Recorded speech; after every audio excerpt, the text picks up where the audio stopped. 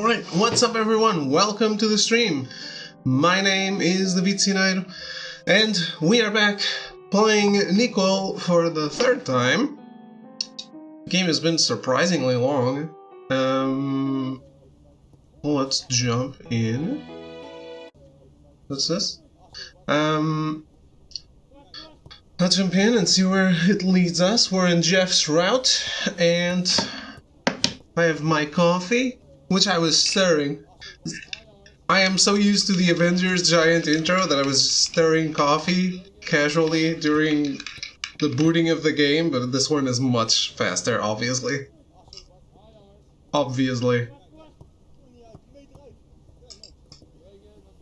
Anyway, let's continue.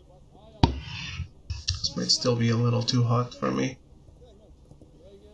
Every time I enter our school's athletic area, I feel like a fish out of water.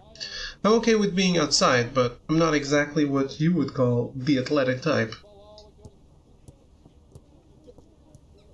I'm the type of girl who got all her physical education credits by easy elective courses. But hey, at least I learned how to swing a tennis racket. And I got close to winning a game one time. Anyway, I came here to ask about Erin Sversen. I figured asking people on the track team would give me the best feel for the type of person she was. The only problem is that the track team isn't even in season. I can't believe I didn't realize that. Apparently the track team doesn't officially start practicing until the end of the semester. What? That was even on the website too. How could I have missed that? So there's no one around here who's on the team, and I have literally no idea where to find anyone who is. Great, just great. That means I came out here for nothing. I take one last look around the track before I head back the way I came. What to do now? I'm not going to find anything about Erin if there's no one to ask. I walk back to my dorm, all down in the dumps. I'm so lost in all those troublesome thoughts that I don't even realize where I am until it hits me. Literally in this case. I gasp in surprise and stagger back, though it doesn't feel like whoever I ran into budged an inch. Sorry. Takes a moment for my vision to stabilize, but the first sign I see is a big blue number 9 on this person's chest. Are they wearing a football jersey? I thought I wouldn't have to see him again. Oh no. I am really not in the mood for whatever's coming. Is it too early to say we really need to stop bumping into each other like this? Kurt gives me a cocky, lopsided smirk as he meets my eyes. Yep, I'm definitely not in the mood for this. Bye, Madry. I ignore Kurt's waggling eyebrows and just walk right past him. Whoa, Grave, wait a second. I hear Kurt clomping after me, and I'm not sure if I should stop or what. So I just keep going. I do slow down enough for him to catch up. At least let me walk you to the library. The library? For our whole tutoring deal? Wasn't that why you came by the football field? I wasn't ditching you, honest. Practice just ended a lot later than I was expecting. I stop where I am and finally notice that, wow, way to go, Nicole. You've been near the football field for the past few minutes now. I must have made my way here from the track. Wait, was I supposed to tutor you today? I look at Kurt and he looks at me, and the most smug look appears on his face as he realizes he's the one who remembered and I'm the one who forgot. Don't you say it. You completely forgot about it. Kurt slaps a hand to his forehead as he starts laughing. There can't be anything worse than that. The sound of Kurt being right at me being wrong. Ugh. You could have skipped today and you never would have realized. Damn, just my luck. Oh, just can it, okay? I groan into my hands, too embarrassed for life. I don't even have my econ textbook with me. Well, I have mine. We can share it. Kurt's voice gets softer at the sight of me. I don't know if I should be upset that I've reached the point where even he has to pity me, or what. At least it stopped his laughter. Something up with you. Forgetting things like this never seemed like your style. I let out a long sigh before I pulled my hands down. I probably smudged my makeup, but I hardly care now.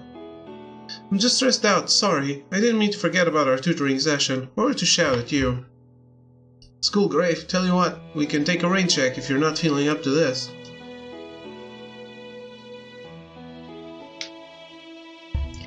In your dreams? I'm not the one who's getting the most out of this, Madry. I can't go easy on you just because I'm having an off day. Kurt chuckles and flashes me a thumbs up. There we go, that's the Grave I remember. I blink a few times. He really did just cheer me up without trying. Oh, what is this development? So, if you weren't out here for the Madry, then what were you doing? This isn't your usual turf, unless you're hanging out with that hot roommate of yours. Is there any girl you don't find attractive? I hold a hand up before he can start. Don't answer that, and for why I was out here, I tried to think of a way to sidestep this question, but I can't think of anything that doesn't sound like an obvious lie. I guess I can tell him part of the truth at least. I'm sure at least you've heard about those disappearances that happened, right? Pfft, who hasn't?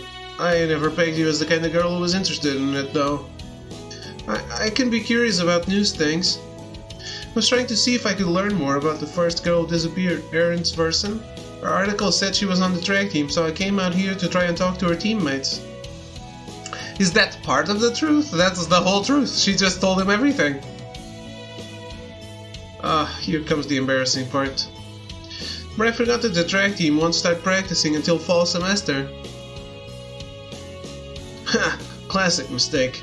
You gotta read up on more sports stuff, Grave. What's your school spirit? Where's your school spirit? I have school spirit, I just don't have athletic school spirit. Wow, that comeback was really lame.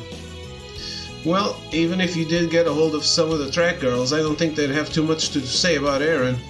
I don't think she had many friends. He says that with enough certainty to raise my hopes up. Still, I'm wary. How do you know about her? You're only a first year. I've heard stuff from the older guys on the team, alright. Besides, that Erin chick was kinda notorious for being a mega bitch. Don't think she got along well with any of the other girls. Insisted on practicing by herself, saying that the others brought her down. Sure, she was a hell of a fast runner, but her attitude stank. I heard her roommate couldn't even stand her last year and avoided their room as much as possible. Wow, literally no one could stand her? Literally no one. Just goes to show that even if you got the skills, it takes more to be a true icon. Take me for instance. It's that Madry magnetism that's got everyone hooked. Just let it go, Nicole. He wants a retort. Don't feed the trolls. Do you know if she practiced by herself very often? Don't got a clue, but it sure sounds like she did. It worked better for everyone that way. Erin got everyone to stay out of her way, and everyone else was spared the wrath. A total win-win. I heard the park was her usual training spot. She ran through that place non-stop, all day, all night. And weirdly enough, that was where she showed up again. Maybe the abductor did that on purpose? It would make sense. That was Nicole. You sound way too interested to be just curious about these disappearances, you know? I snap back to reality and see Kurt sneering at me from the side.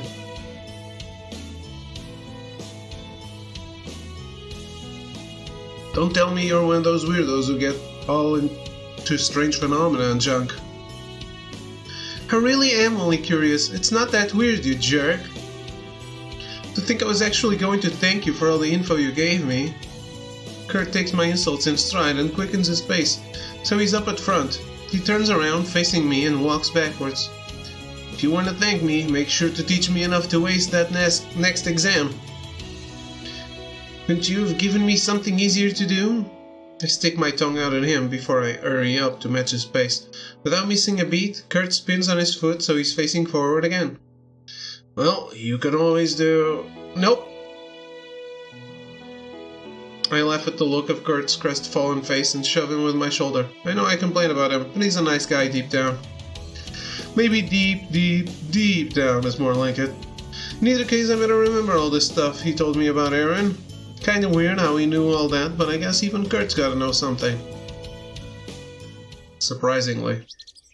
I take a moment to stretch my arms toward the sky. The sun feels so nice today.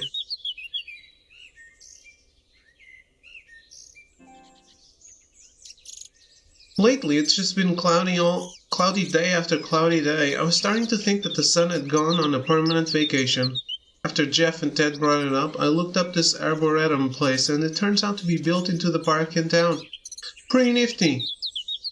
That's why I'm waiting here for Jeff to arrive. He told me today was the day we were going to find that midnight trump flower. I took the initiative of looking that up too. It's a very distinctive flower. The petals are this groovy shade of purple, but as you go toward the edge, they fade into white. It also has this shape, like a peeled open banana peel. I don't know how else to describe it, but the petals hang off to the sides, revealing the inside, where the seeds and stuff should be. Not your typical flower, but on the bright side, it shouldn't be too hard to spot. But where is Jeff? You'd think he'd be here first, since he planned this and all. I shield my eyes from the sun with a hand, and oh, there he is. Found him. Jeff's coming up the entrance, and he regards me with a surprised nod. Why, you're prompt and early today. I thought I would be the first to arrive for sure. As they say, the early bird gets the worm. Yes, but since the midnight trump flower is our proverbial worm, let's not waste any more time. We leave immediately. I watched Jeff march ahead, moving with purpose. Whoa, slow down. You act like we've got stiff competition on our hands. I doubt it, but you don't understand, assistant. The seconds that pass by while that flower is not in my grasp is a second of everyone's life wasted. I'm not going to act like I'm not used to Jeff's self-entitlement by now. Better get moving before his highness gets antsy. We head through the side of the park. There's no big sign that says welcome to the Arboretum, but it's obvious when we reach it. It's like we're in a whole different place. There are way more trees here, and a small creek to the side of a well-paved asphalt path. Reeds and random species of brush poke out to anyone who strays too close to the sidewalk edges. But no flowers. It doesn't appear like there are any species of flowers in this section. There must be in a different section. Just how big is this arboretum, anyway? I'm an alchemist, not a civil engineer. My genius is dedicated to medicines and medicines alone.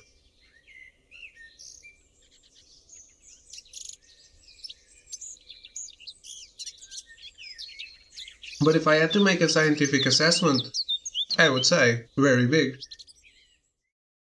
In other words, you're as clueless as me. I sigh and sag my shoulders, but it doesn't take too long for me to pep right back up.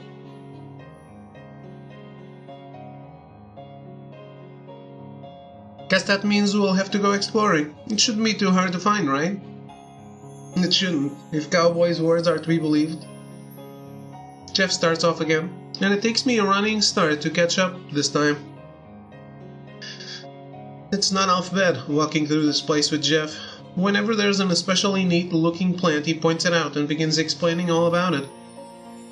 The info he has can get way overwhelming, but I do pick up a few cool factoids. However, right as he's in the middle of explaining why those vines to the side are the color they are, Jeff spots a couple walking towards us from up ahead. Curses. I nearly jump. Jeez, he sounds petrified. Take a closer look, and there's nothing out of the ordinary about the guy and girl. They look like your average college students to me. Do you know these guys? One of them. I usually don't care to remember those who bore me, but I recall that girl and I shared the class together last year. We were partners in the same lab section. But you didn't really like her, huh? Not a single iota.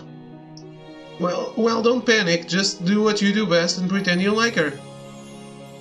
Oh, that's really mean. I'm sure she's a nice girl. I take a second look at her. Dang, they're getting closer.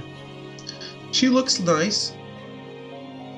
What she looks like doesn't matter. Just follow after me and maintain the ruse. Jeff takes a second to clear his throat, then starts forward with a beaming smile. It's similar to the one he wore when he first approached me that one day. He's really good at this. It's almost like all he has to do is flip a switch, and instant Mr. Perfect. Hey! The girl squeals in surprise as she spots Jeff, who called out to her. Wait, if she didn't see him, why make conversation? Oh, hey! They approach each other like it's been a million years and meet in the middle of the sidewalk. It's been a while. How are you doing? I'm just fine, thank you. And it hasn't been that long. Just last semester. Yeah, but after summer vacation it feels like forever, don't you think? The two of them share a laugh over this. I have to hand it to Jeff. For a moment I believe he's actually interested in anything this girl has to say. What brings you to the Arboretum? Taking a walk? The girl hugs the arm of the guy, making the tips of his cheekbones go red. Aw, how sweet. Yeah, it can get pretty around this time of the day. What about you? It's perfect timing. We're looking for a specific exhibit. Do you know if there are any midnight trump flowers growing in the Arboretum? Oh yes, I'm not sure where exactly, but there's a flower garden somewhere near the back of the Arboretum. There should be some there. Ah, really? Great. Guess that's our clue to go. Jeff points forward in a joking manner. Thanks for the help. Have fun on your walk. I hope you find the exhibit you're looking for. Jeff and the girl give off the parting waves before we both make off in different directions. Once we're definitely out of earshot, Jeff groans tiredly. Could that have been any more of a waste of time? At least I managed to procure some information out of her. She was useful for that. That's a little mean, isn't it? She didn't seem bad. Bad she's not, but interesting, worth my time. That's hardly the case. I only care about making this potion, nothing more. Jeff slyly grins at me. Honestly, you should leave the thinking to me and do your job, assistant. You allow your mind to be clouded by the most inane things. Feel something inside my head snap as I take in what he's just said. Taking a deep breath and counting to 10 is not going to work. How dare he act so condescending toward me when all I'm doing is being reasonable? Okay, you know what, Jeff? My mind isn't clouded by inane things. Unlike you, I just happen to give a hoot about other people. So just say whatever you want. I'm not stupid because I want to be nice. I'm way smart enough. I'm way smart enough that I can find your stupid flower on my own. Stick my tongue out at Jeff before darting down the road ahead of him. At least I don't have to pretend to be someone I'm not in order for people to like me. Make sure to scream that last bit before he's out of earshot. Stupid Jeff. He's lucky I'm not the type of girl to back out on a commitment, or I'd be running out of this Arboretum rather than further in. From here on out, it would be better off if we both worked solo. Clearly, Jeff's outgrown his need for me anyway. I'm still fuming as I walk through the Arboretum. I hate this. I hate being angry. It feels like I'm being sucked down into something gross and heavy. What is it that Dad says to do when you get in an argument? Try to see through the other person's shoes? Wait, no, it's step in the other person's shoes. Duh. As much as I don't want to, I think about Jeff and try to get into that warped mind of his. How am I supposed to do this if I don't even get why Jeff does half the things he does? Maybe the only reason this is happening is because we don't get each other at all. I stop walking as I get all philosophical on myself. It's true, isn't it? I can't say how much I know much about Jeff, and it's not like he knows that much about me. If we don't hang out that often. We're not really friends. Our relationship is as professional as an unofficial contract can get. And frankly, that sucks.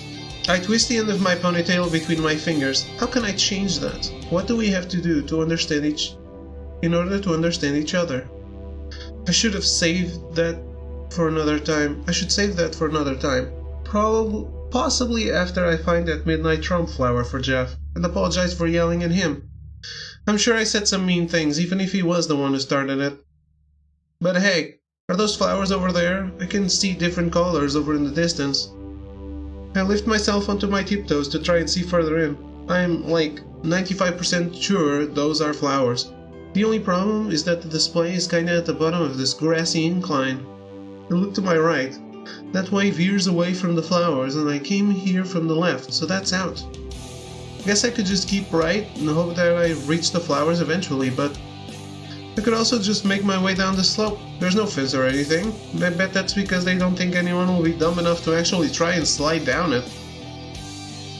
It's not very steep, but this has to be dangerous, maybe even illegal.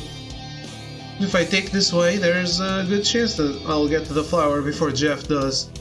That alone is enough motivation to spur me along. I angle a foot flat on the slope and test to see if it's level enough for me to carefully step my way down. Yeah, I don't feel like I'm about to fall. This'll be a cinch. My other foot does the same, and soon I'm taking step after step, making my way down the slope. At least it's relatively short. I wouldn't be doing this if it was like a mountain. However, I don't know what happens, but my foot slips out under me. I can barely gasp in pain before I fall hard on my butt and start tumbling down the hill. I yell in a panic as my vision becomes full of dust and grass. I can't see anything. It gets in my throat and it's like my lungs are on fire as I'm beat against the ground again and again. What?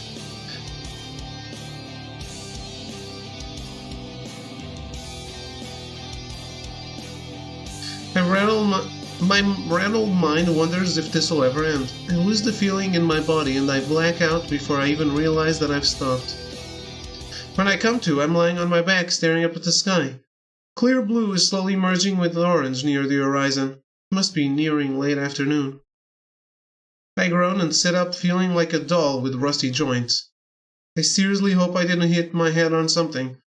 I feel around my scalp, no blood. That's a good sign. I notice that there's a white bandage on my arm, however. Finally, you're up. My head jerks to the right and Jeff's sitting, cross-legged next to me. In his hands he's holding a pot filled with soil and a very familiar flower. He found the midnight Trump flower. I cough harshly. My voice sounds shot, like claws against metal. Yes, Cowboy was right when he said we could find them here. I'll have to remember to torment him less harshly next time. He sets the pot between his legs and shuffles around so he's facing me. His voice is tight, like he's running out of air. How are you feeling? I feel like I just rolled down a hill.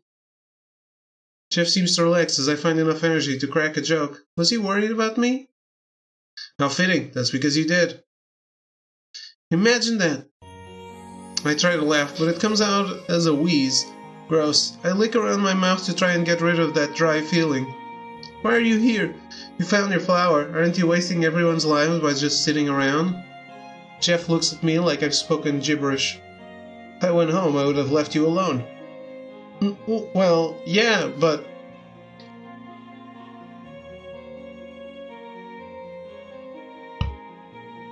I tried to word what I was about to say in a nicer way. I didn't think that would be too big of a problem for you. I pull my knees up and hug them to my chest. My body shivers a little, possibly from the trauma, but mostly because Jeff's attitude takes me completely off guard. Jeff doesn't seem all too comfortable with this either, and it takes him a moment before he can find the words to speak. In any normal case, it wouldn't be a problem, but you're my assistant, which makes me responsible for your well-being. It wouldn't reflect well on me if you were to die here. You know them, police officers. Jeff flutters his lips derisively.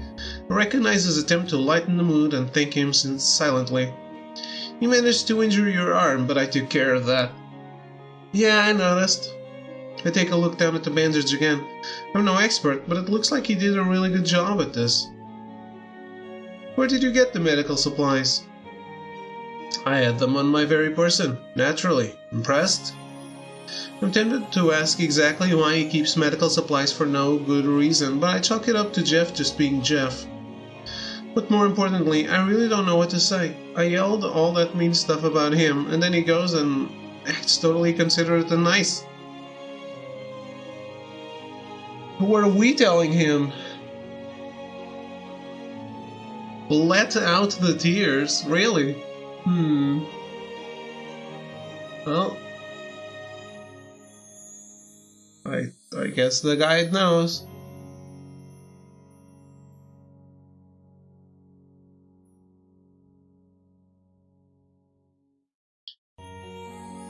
I can't stop the pressure building behind my eyes, and there are tears sliding down my face before I can turn away. Are you... Once you realize that, yes, I am crying my eyes out, Jeff is thrown completely off kilter. What's wrong? Does it hurt more than I predicted? Is my medicine defective? Oh, I knew the recipe is... Get kinks in it. No, that's not it.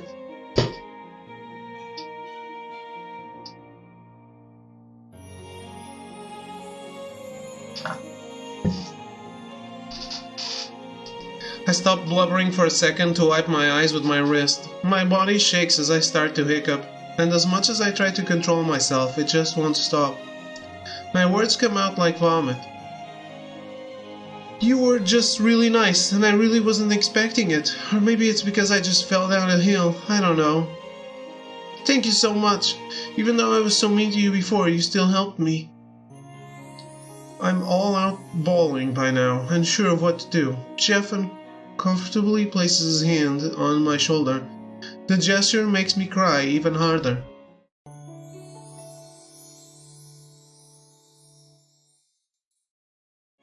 Please, try to calm down. It was not as though I was very pleasant either. Mind you, I am never truly pleasant, but I like to think that sometimes I can be reasonable. Jeff slowly drags his hand over to my back, and I can feel him rub up and down my spine.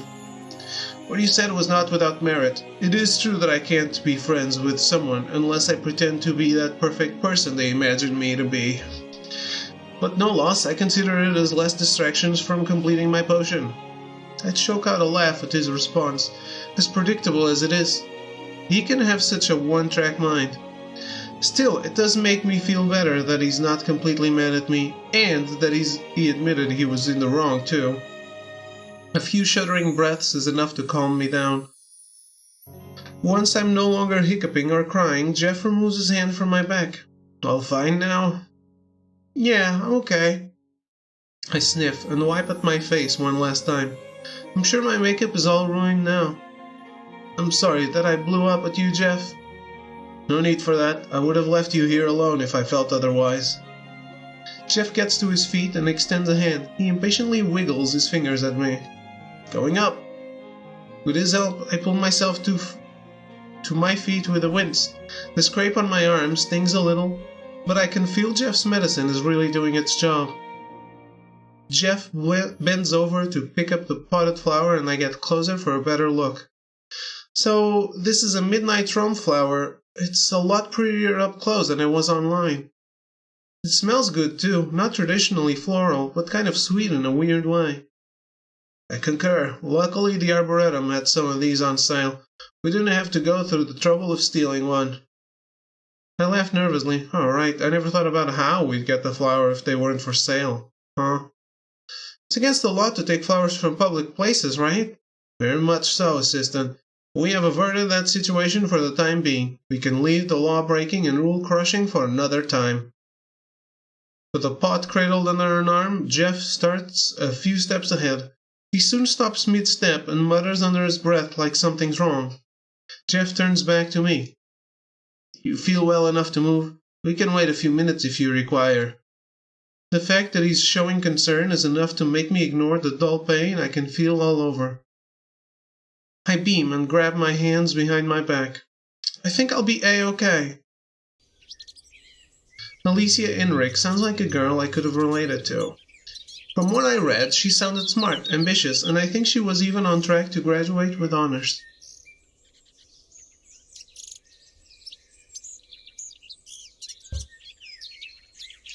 Then this happened, and now she's starting over in some other school. I know that all her hard work and awards will follow. But it's gotta feel sucky to lose all the connections and friendships you've made. I don't want that to happen to me. That's why I have to find out more on Alicia before it's too late. But I don't want to just go barge into the chemistry club room and ask about her. They might mistake me as someone who wants to join, and ooh, no thanks. That's how I got the brilliant idea of asking one of the club's advisors. Luckily enough, I also happen to know him too. It's not one of Garver's office hours our day, so I stop by his lab to see if he's there. You could even call me a lab regular. Even if I don't officially work here, I wonder if anyone here is annoyed of me yet. Well, it's for a good cause. I think. Not exactly sure if learning about Alicia will do me any good at all, but I still have to try. Either that or give up entirely. No, that's not gonna happen. I try to put more pep in my step as I enter the lab. The interns there know my face by now, so they hardly pay attention to the blonde outsider girl. Might as well see if he's here too, and see if he can tell me if Garver's busy. Ah, there he is, at his usual station. With his back turned, Jeff doesn't notice me until I'm right by his side, so I think. Why, hello there, assistant, and to what do I owe this unfortunate surprise to? He speaks from the corner of his mouth as he works, not off his game by a second. Impressive, even as he insults me, he can still keep up with everything. Hey Jeff, I was wondering if Professor Garver was in. I wanted to ask him something. He's out, I'm afraid. He must have better things to do than babysit his incompetent staff today.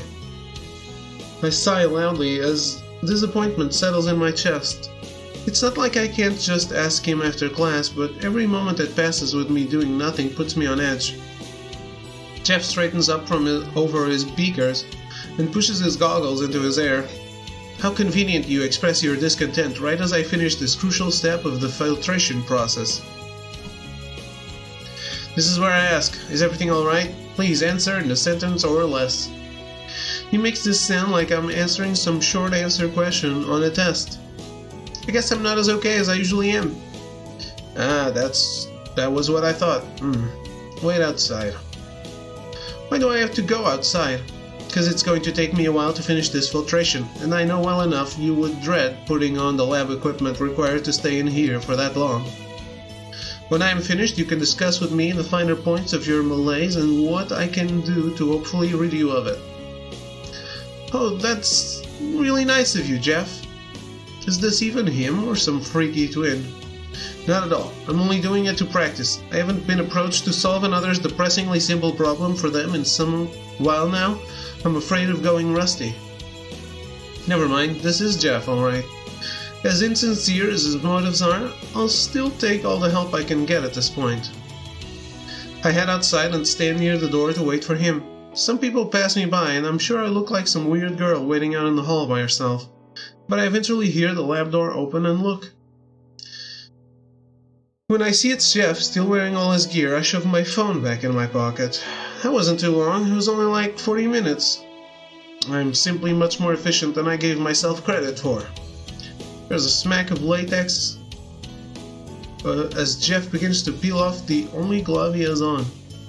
You're free to begin at any time, I'm listening, though I may stop if you begin to bore me. The reason I'm kinda blah is because I'm just stressed out in general. If I'm not telling anyone about those messages, there's no way I'm gonna tell Jeff. But I came to talk to Professor Garver because I wanted to ask about someone in the chemistry club. And with that, you've managed to completely pique my interest. For what reason do you have need of this info? And of whom? If Garner is... By Garner it isn't for blackmail purposes. If I was the blackmailing type, you'd be so busted by now. I want to know more about Alicia, Enric, or the girls who went missing last year. A faint look of surprise crosses Jeff's face. Didn't strike me as the type to be interested in those disappearances. I guess I just can't keep my nose out of other people's business. Well, if you were thinking on asking Garver, that was a, bluntly put, stupid move on your part. There's no way you would have discussed the type of info you're probably looking for. What type is that? Raw opinion. Jeff shrugs, shaking the floppy glove he has held in his hand. I hope he turned that inside out first. Garver is a professional, therefore he is only allowed to give unbiased roundabout answers to any deep inquiry you may have. I, on the other hand, he places a hand on his chest, gesturing to himself, am not a professional. I can tell you what you need to know with no need for the usual rigmarole. You should be delighted that I'm offering to help you in the first place. I will be, sure, but I don't know if I can really trust Jeff of all people to give me accurate information. Were you in the chemistry club, Jeff? With talent like mine, how could I have not?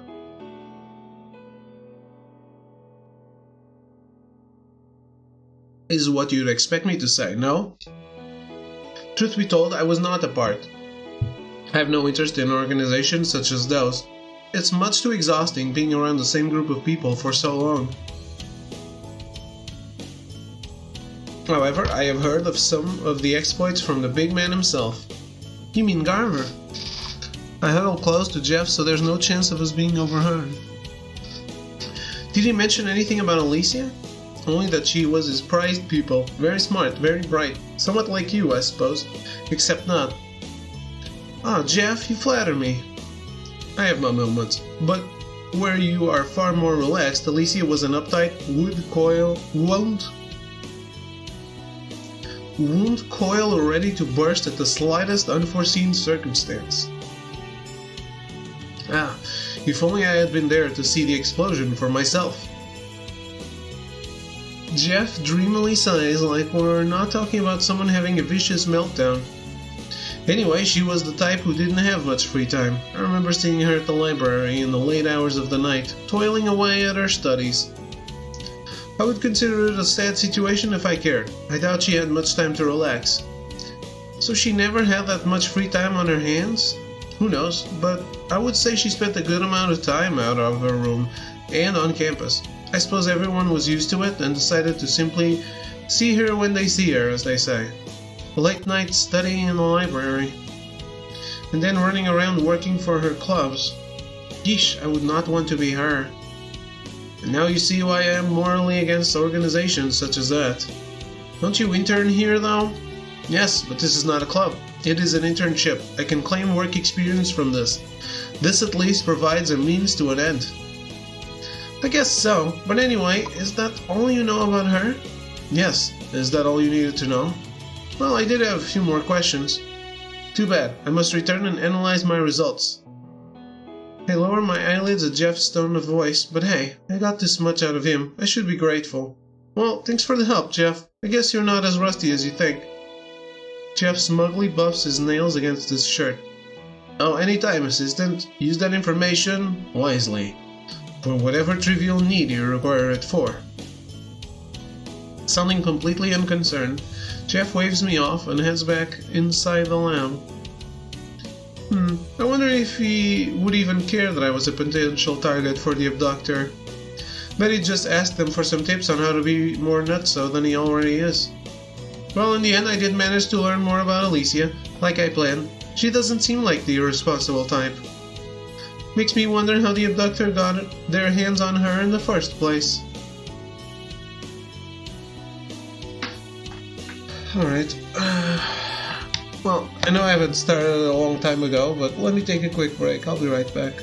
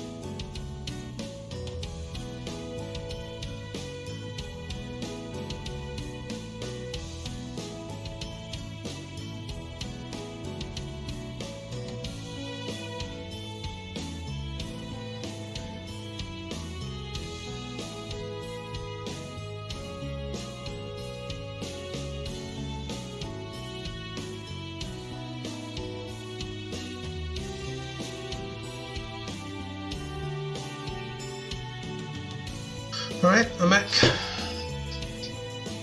Innocently doing homework in my room when I hear it.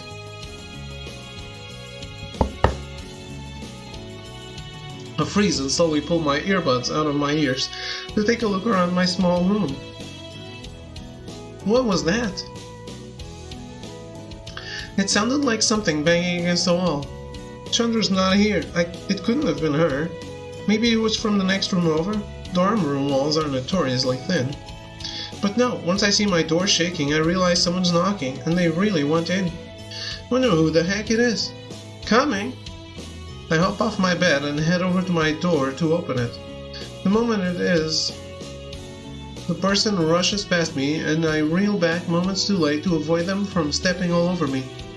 I hope your proverbial seat is taken, because I have news. Fantastic news!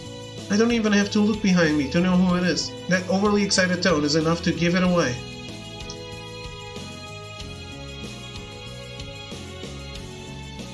You know, it's considered rude to just barge in before you're invited. And I have no idea why I'm telling you this, because you're probably way too hyped to listen. Niceties can slide. This is a momentous occasion. For you see, I, Jeff Ryan, have deduced the location of the second troublesome ingredient. I raise my eyebrows a little in surprise. It hasn't been that long since we found the midnight thrum flower. Thinking about that time makes me grab my right arm and run my fingers over the freshly changed bandages there. I only learned how to change them because Jeff taught me. I should be able to take them off in a few days or so. So you found out where to find that Opuntia thing? Jeff nods eagerly. Yes, I don't know how I overlooked it. All I had to do was search online. Like what you do on your phone when you think I'm not paying attention. Oh, I know he can see me, but a girl can only listen to someone go on and on before she gets bored. Still, I play it off humbly. Oops. That's all it took? Seriously? I could have done that. Jeff wags a finger at me as if I'm getting ahead of myself. Learning about Opuntia was a simple task. It is the fruit born from a cactus, by the way. Why not just call it cactus fruit then? That would be way too simple, hardly becoming of the past alchemists that came before me. Wouldn't that be better than being unnecessarily hard? I want to ask Jeff that, but I get a feeling it would just rain on his parade. Anyway, if Opuntia is just cactus fruit, we can buy it somewhere, right? Correct, Opuntia is such a rare and troublesome ingredient that supermarkets and the like rarely have them in stock. But Jeff pronounces this "but" with the exaggerated tone of voice someone uses before boasting. But it just so happens that a certain restaurant in town serves cactus fruit on their menu. Not alone, mind you, but still, it shouldn't be too difficult to pick out the pieces and save them. What? Why not ask the restaurant and buy one before they're in pieces? Okay, so all we have to do is buy whatever it is that has the cactus fruit and take it home. That's easy. Not exactly. Nervously, Jeff adjusts the collar of his shirt. Remember how I said Opuntia is a rare and troublesome ingredient? Oh. It should have been obvious from a mile away. This restaurant you're talking about, it's a real fancy one, isn't it? Yes, the type of high-class restaurant that doesn't provide takeout. In order for us to obtain some pieces of Opuntia, we would have to go and dine there like regular patrons. Don't know if I can afford that kind of place, Jeff. I already have enough trouble budgeting as it is. Do not worry, assistant. I doubt it'll be that expensive, though I have no data to support my claim. If it comes down to it, I will cover you. I stand there in surprise. Is he serious? I don't know exactly how much this restaurant would cost to eat at, but it can't be cheap. Jeff, no, I can pay for myself, promise.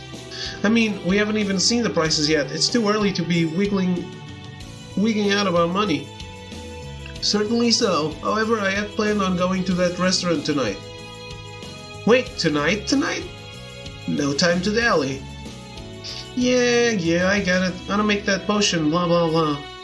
I look over at my book, an MP3 player on my bed. My notebook's still left open to the page I was working on.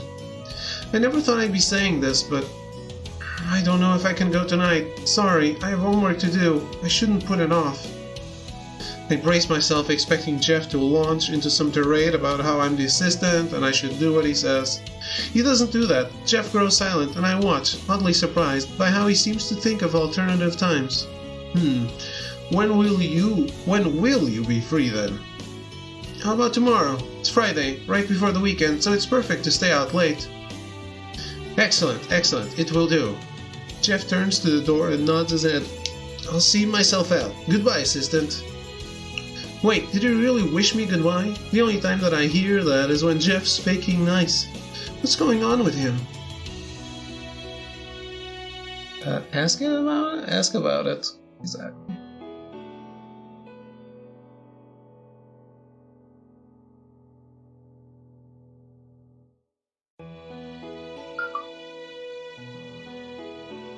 Wait, before you go, can I ask what's up with you lately? What's up with me? You're acting different. Not bad different, but different. So nice different. I didn't say that, but yes, it's a nice different. I smile and cross my arms in front of my chest. Before, you would barely take my word into account. I was off expecting you to blow up at me when I asked to reschedule. Ah, I see. Sure, it is annoyingly inconvenient to have to wait another day. But if it's what you require, I've decided to be more responsive to your needs. Oh, that's really cool of you, Jeff. Thank you. You kinda make me sound like some kind of house pet.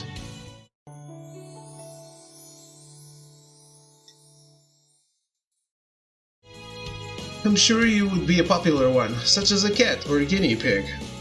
Anyway, I was saying I'll be leaving now. Tomorrow evening we shall find the Opuntia. Be ready. I'll be ready, Freddy. What? Once the door slams closed behind Jeff, I head back to my bed to get back to my homework. However, my mind's racing around so fast that I can barely concentrate on what I was doing. So tomorrow, it'll just be me and Jeff at a nice restaurant together? Does that mean it's a date? I grit my teeth and grab my pillow tight to my chest. Don't get me wrong, I'm not repulsed by the idea, but it's weird. We're only friends. Can we even be called friends? Well, I think so.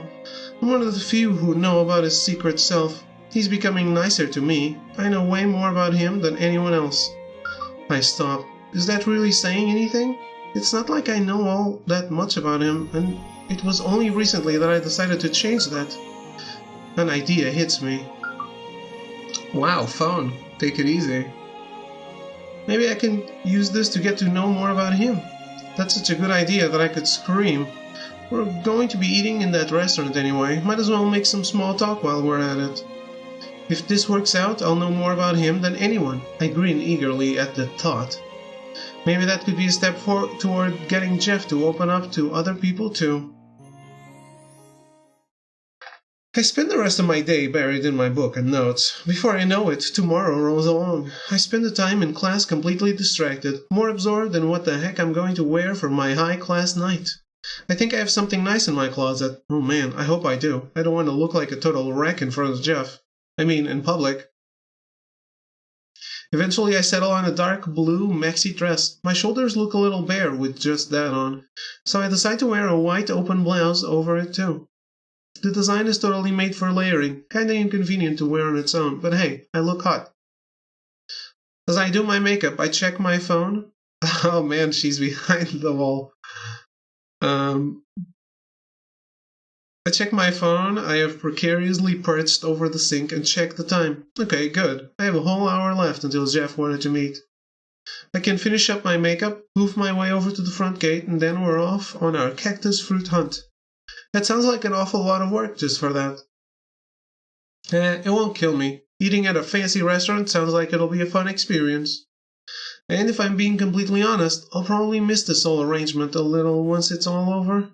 It's admittedly been troublesome at times, but I was never bored. Yeah, I do look cute.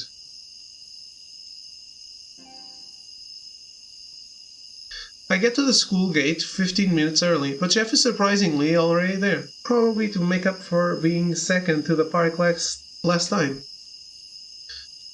Wow, hey there, handsome. I know Jeff's style has always leaned toward the formal side, but dang, he can really rock a suit. He has on this entirely brown ensemble. Dress, shirt, slacks, tie, blazer, it's the whole shebang. I feel like I'm seeing a whole new side of him. You look great. I love your tie. It's neat. Jeff proudly adjusts the knot of said neat tie. Oh, this? I have several ties. Formal wear is the look of a scientist. Wouldn't you agree? I guess it's stuffy enough. The look on Jeff's face makes me giggle. I'm kidding. I agree. Don't worry. What about me, though? Don't I look fabulous? I jokingly spin in place to show off my clothes. Not that I expect a serious answer from Jeff. That's what makes his response all the more surprising. Assistant, you look marvelous tonight. Just judging his smile is enough to tell he's being sincere. I giggle sheepishly, taking in the praise. Anyway, if we're both looking good, I'd say we're ready to go. Lead the way. Gladly, after you. Jeff sweeps an arm to gesture in front of him, and we begin walking in step on our way into town. We walking? You call us a cab. The Friday night crowd is made up of students from school and older adults. Jeff and I stick out a little in our formal wear, but as we get closer to the fancy restaurant, we start to see more people dressed like us. We actually see tons of people dressed similarly to us. Don't tell me they're all waiting for a chance to eat here. Jeff furrows his brow and looks around the filled waiting area. Stay here. I'll see how long the wait time is. Sure, don't make me wait here for too long. I'll look like I was stood up. Jeff purses his lips at my choice of priorities, but nods and makes his way into the restaurant. It takes about 10 minutes for Jeff to make his way back, and he doesn't look like he has some good news. Let's talk somewhere else. He gently grabs the crook of my arm and steers me away from the crowd of people. Nicole has cute hair. Indeed she does. How's it going, Master Pants? Yep, someone doesn't want to be overheard using his mean voice. It's not until we're at the movie theater near the restaurant that Jeff stops us. Nobody's around. They're probably all inside. How bad is it? A 2-hour wait bad. I suck air in between my teeth. Dang, that's a really long time to wait for some cactus fruit. I know. Is that all he's going to say? No lecture on why waiting for this fruit is a necessary sacrifice? How our blood, sweat, and tears will pave our way to success? How's your Saturday going? Actually, the dresses are new too. I haven't seen the dress yet. Plus, she looks good in the dress as well. I'm not so sure if waiting that long is worth it, but my potion demands it. However, Assistant, I don't require for you to be here anymore if that's the case. What? Why? Chef goes silent. He avoids my gaze for a few moments. There's no need for me to elaborate. An assistant must always follow the orders of her superior. I pout a little at Jeff. Why is he doing this? Then it hits me. Maybe Jeff's trying to send me home so I don't waste my time waiting for this cactus fruit. And if he is, that's so incredibly thoughtful of him. Stubbornly, I place my hands on my hips and give Jeff a look that says I'm not going. I'm not that good of an assistant. Sorry. I take a seat on a nearby bench and cross my legs. If you're staying, I'm staying. That's how this is gonna work. Jeff responds to my stubbornness with a shake of his head, but moves over to stand by my side without putting up a fight. Haha, looks like I'm getting better at persuading him. They gave you one of those beeper things, right? Jeff holds up the black disc in his hand. There's a red glow coming from the inside, and an advertisement for one of the restaurant's drinks is printed in the middle. Kinda reminds me of a fat, fancy coaster. This machine will vibrate and emit obnoxious music when our turn has come up. What? Do restaurants do that?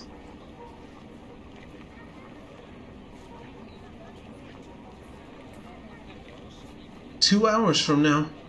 I sigh and slump in my seat. This is gonna be a long time to wait. Little did I know how awkward it was going to be, too.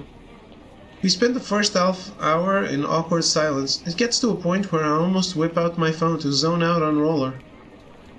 If everything had gone according to plan, I would be getting to know Jeff more over dinner by now. Well, you still can talk. I know we're not technically eating, but the silence is going to kill me. Jeff looks as he hears me speak up. Physically impossible, but I fully agree with your hyperbole. Alright, seat your butt, Jeff. I slapped the seat next to me on the bench. We're having us a conversation. Jeff smirks and gracefully drops himself next to me. I see nothing wrong with that. This could be an excellent change to finally discuss the finer points of... Nope. I quickly reach out and press a finger against his lips. I hold my other hand to my own in much the same way. As Jeff shows no signs of immediately continuing, I return my hand to my lap. The only rule is that from here on out, talking about alchemy is off limits. Off limits? What could you possibly expect me to talk about then? I want you to talk about yourself. Jeff tilts his head. I don't understand the scientific relevance of this. There's nothing scientifically relevant about it, but honestly, I want to know more about you, Jeff. He looked down and stared at my knees. I'm not sure if I can keep looking right at him if I continue. It's just kinda embarrassing. We spent all this time together, but it's like I don't know you. You can't be all about alchemy all the time. So I don't care what it is. Anything you want to tell me is fine, like your favorite food or your favorite color, hobbies, music tastes. I shrug, figuring Jeff has gotten the point.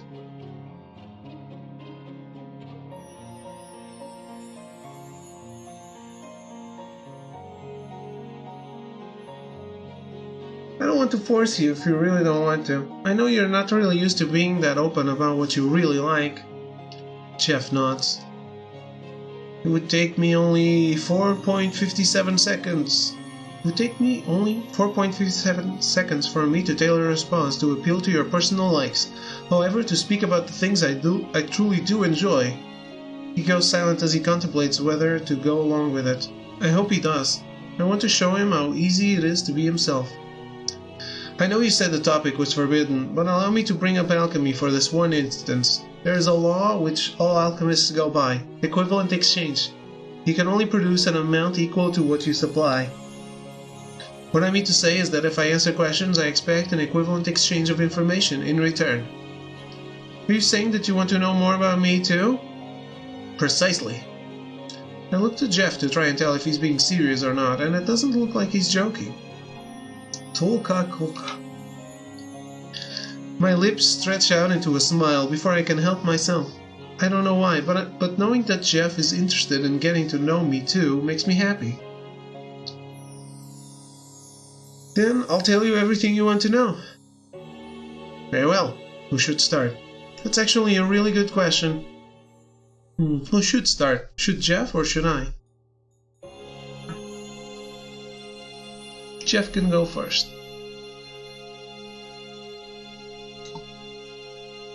I asked you first, that means you have to go first.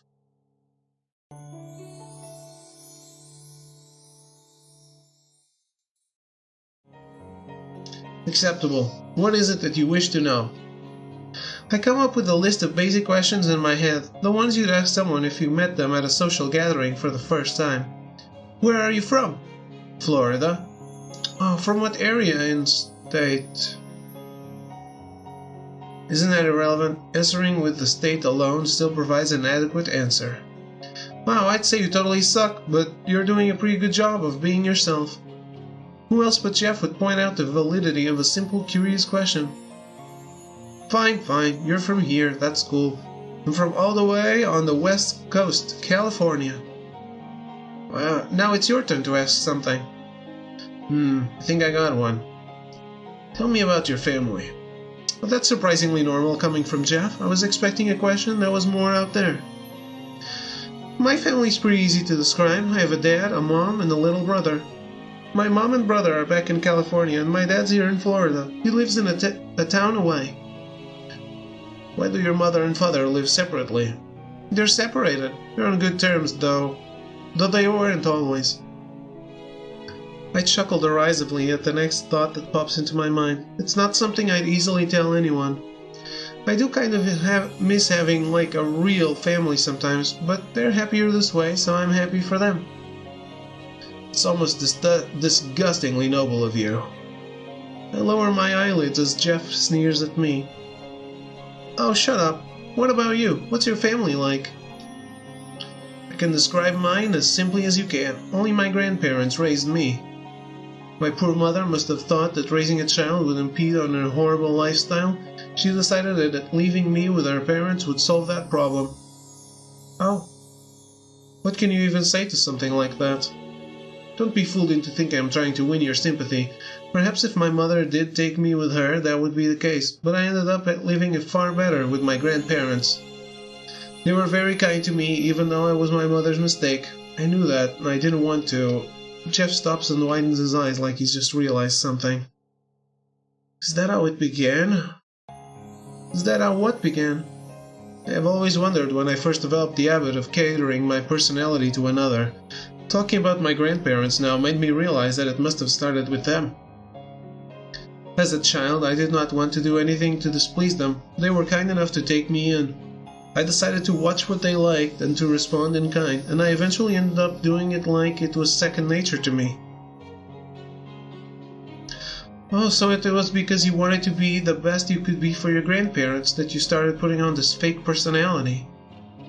And I ended up doing that for all interpersonal relationships. How strange.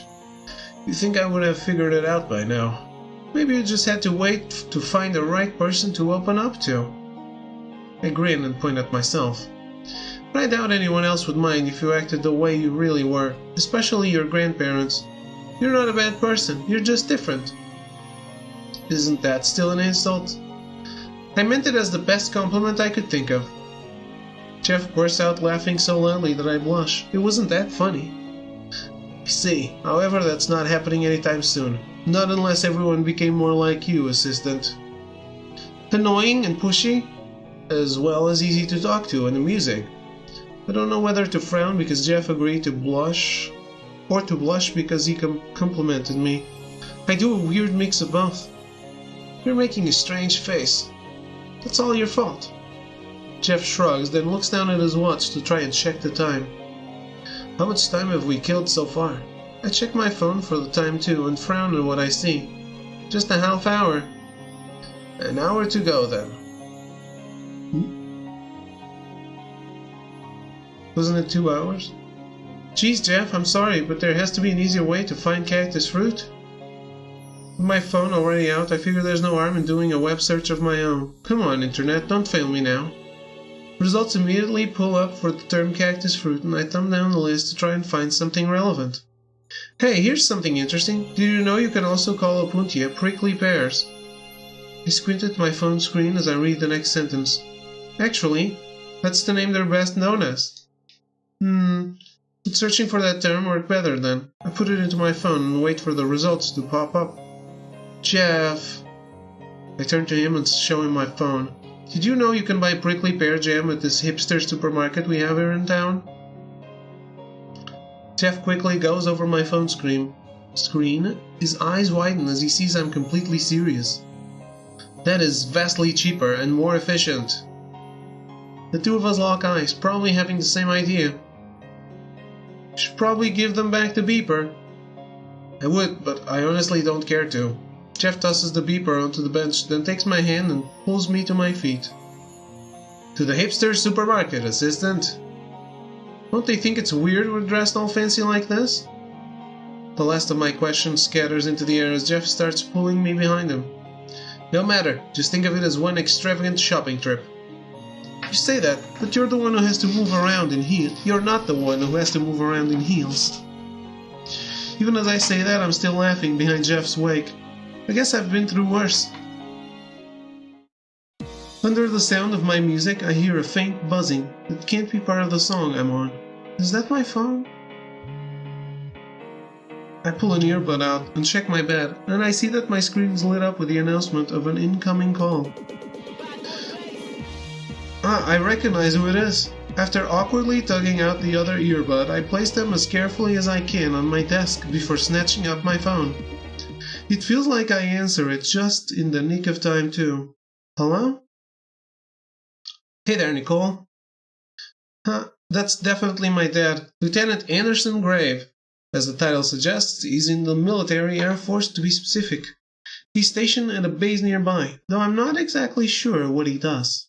Last I heard, it was providing some basic training, but he's great at fixing machines too. Hi, Daddy. Not yelling at anyone today? I just finished with that, actually. Heh. I doubt either of us will forget the time he actually answered me using his drill sergeant voice. One time, I thought I'd called the wrong number. Mom totally let him have it for that. Guess that's why he's extra careful about it now. I wanted to see how you were doing with school. First year of college can be a real doozy. Ah, Daddy, I know you're busy. It's fine if you don't call. He called. Appreciate it. I can spare a few minutes for my little girl. I'm sure the boys appreciate the breather anyway. Okay, well, what can I say? Obviously, nothing about you know what. School's good. Let's talk about school. I told you my schedule, right? Did you? Hey, I told you about it the night before the year started, remember? When you took me out to dinner? I signed to the receiver. Ouch, you're terrible. Your old man's called old for a reason. Well, my schedule's not bad. I'm only having trouble with my bio class, but I kinda expected that to happen. I've gotten a few odd jobs lined up whenever I need the money. Oh, thank God. Now I don't have to worry about you running me dry with all that online spending you do. Mom told you about that, huh?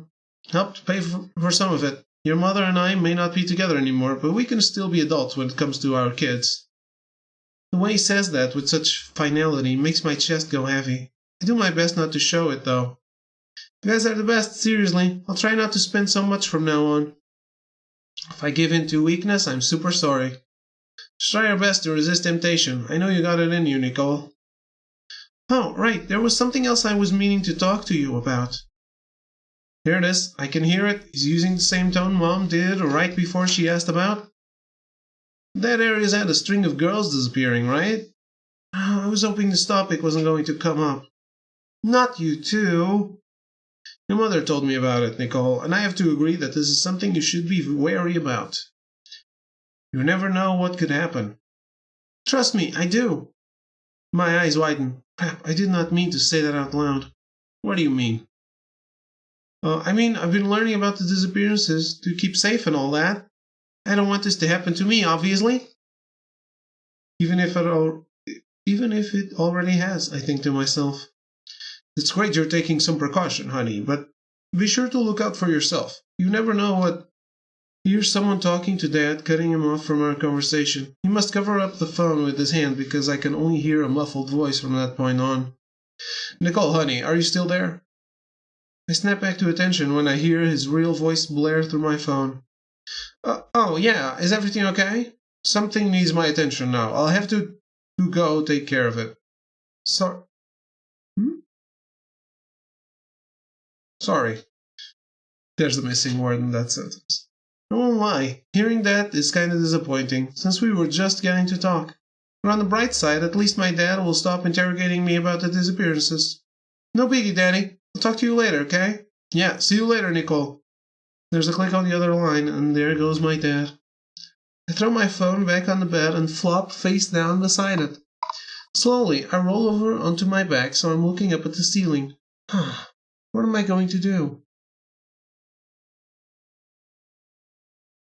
Sure, I've learned about those girls, but I don't know. I don't feel like it helped matters much. Maybe I should have told Dad. Then it could sick the whole Air Force on this guy, and I wouldn't have to worry about this whole thing. Like, that would happen. I don't need anyone's help with catching this guy. I'll show him he's messed with the wrong girl all on my own. But wow, my eyelids feel like they're closing on their own. How tired must I be to... Well, I guess a nap won't hurt.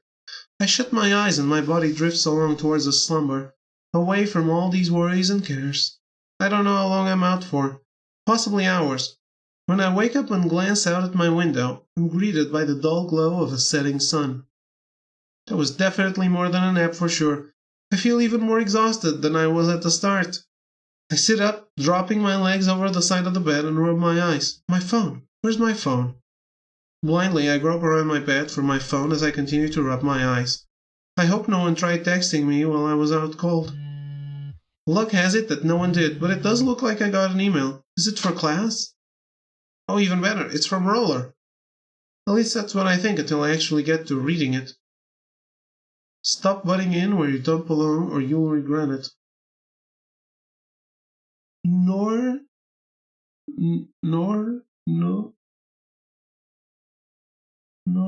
jokes.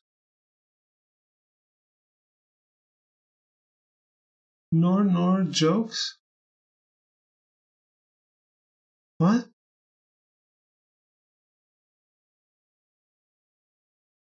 What does that even mean?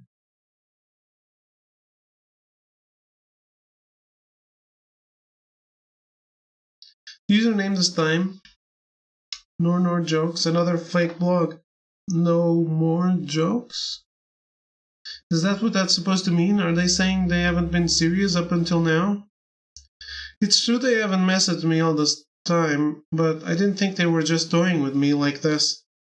Man, what a... I blocked the blog without replying and rise to my feet, off toward my laptop. I haven't forgotten about that tracker I had installed on my blog. No siree.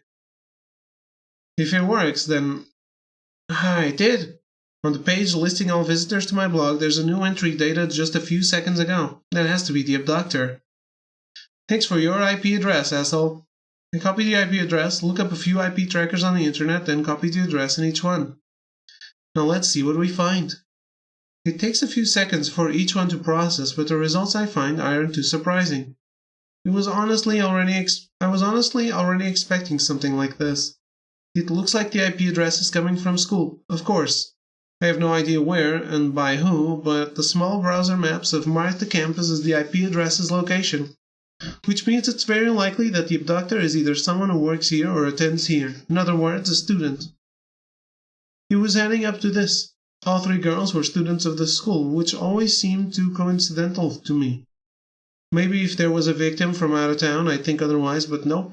It's like this abductor wants to be caught. They're making it way too easy. Well, so I say, but that's pretty much the only thing I figured out so far. I take a calming breath to try and settle my nerves. Don't freak out, Nicole. All this means is that you'll need to be extra careful while you're on campus. I'll have to stay in public as much as possible. I call the crowded routes and make sure I'm with someone at all times. If the abductor thinks they got me scared, they have another thing coming. As a matter of fact, I'm more pumped to get them than I ever was before. I lean my back against the wall outside of Jeff's dorm room. I'm sitting on the floor, knees bent up to my chin and my phone held in the groove between my thighs. It's kind of funny. I know I agreed to help find all the ingredients for this potion, but I think a small part of me never imagined we'd actually find all of them.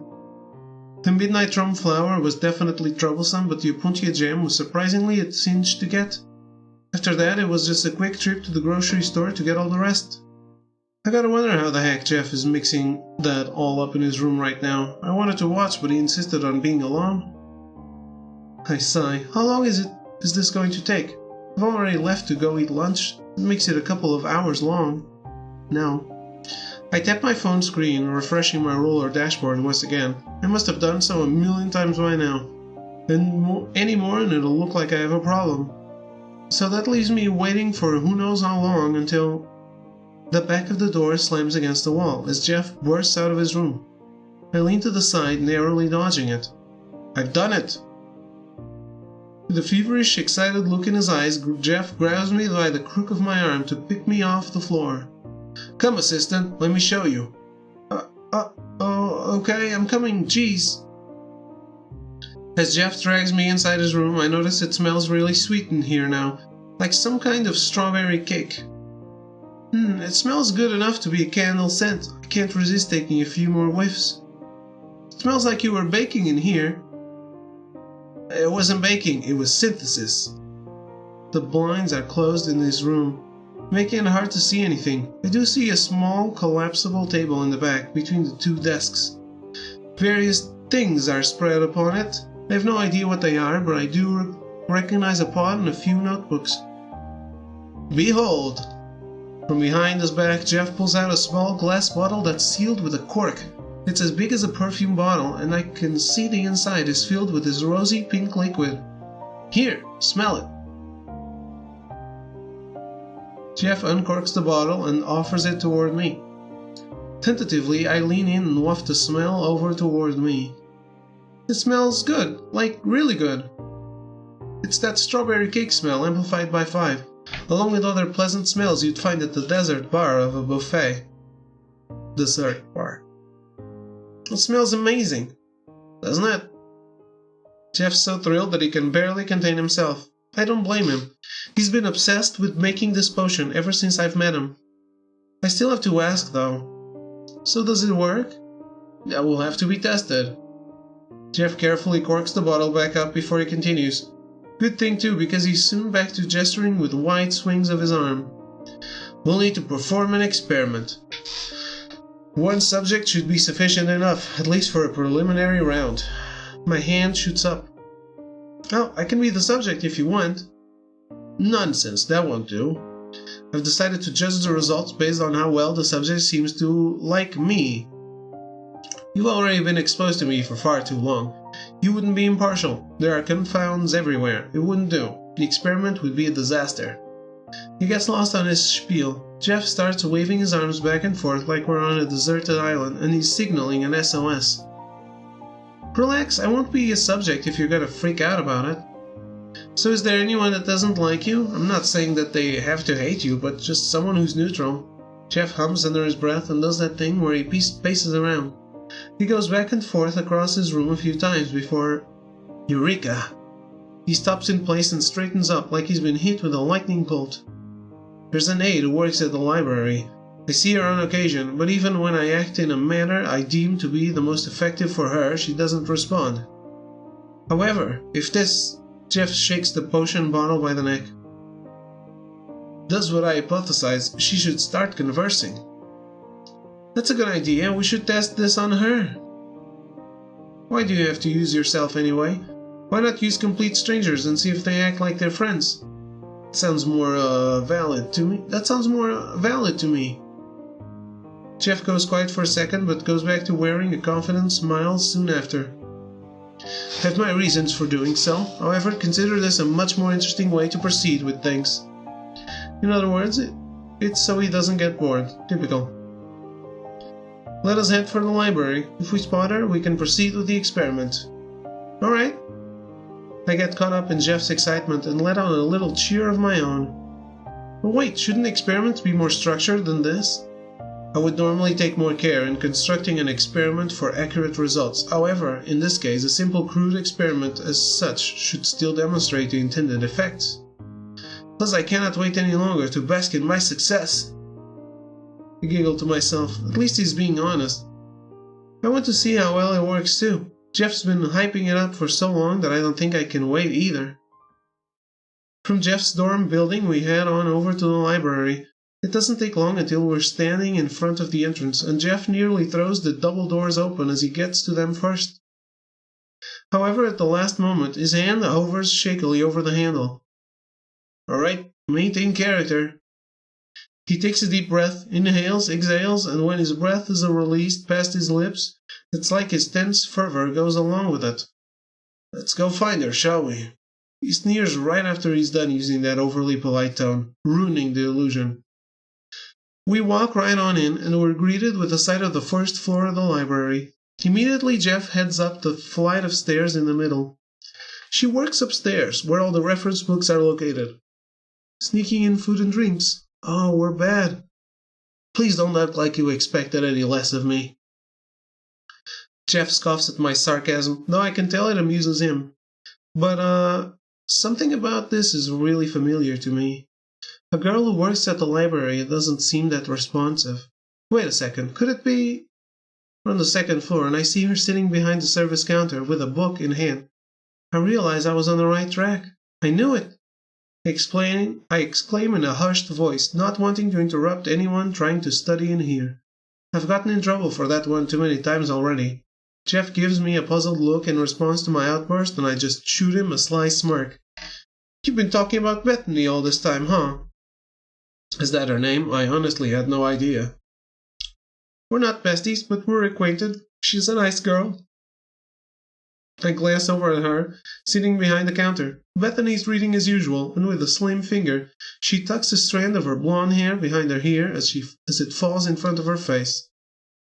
I agree she can be a little stiff, but she's not rude. She's helped me find the books I've needed plenty of times before. Maybe we can use this to my advantage. The look Jeff gives me can't mean anything good. What are you going to make me do? Don't act as though I'm about to dissect you. I only want to use you as the control. You said you know her, right? That I do. Perfect. I can watch how she acts with you and use that as a baseline for the results. That sounds good and all, but you have one teensy little problem there. How do you plan on getting her to drink some of the potion? Bethany's a real stickler for the library rules. No food or drink allowed. She won't allow it. Jeff waves me off with his hand as always. I will figure something out. I've come too far to be stopped by something so trivial. He sounds so confident that I doubt I could talk him out of it if I tried. Better just let him do his thing and see how it goes from there. Fine, I'll go talk to her. Just don't do anything shady. You still don't know if that's safe to drink. Jeff huffs at me, pops the cork off the bottle and places a little on his finger. He licks it off quickly, making sure that I can see. Now watch as nothing happens to me. That was too small a sample for it to take effect, but if it was poisonous or lethal, I'd at least become ill. He has a point there. Several seconds pass, but Jeff keeps standing upright, wearing a smug expression on his face. Fine, I trust you. Stay put here, okay? In response, Jeff urges me onward with little motions of his hands. I head to the service counter, trying my best to appear natural, but I'm not even sure what Jeff wants me to do. Does he just want me to talk to her? Hey, Bethany! When I'm finally at the counter, I brace my hands against the edge. Bethany looks up from her book, and her eyebrows raise as she recognizes my face. She doesn't have a full body.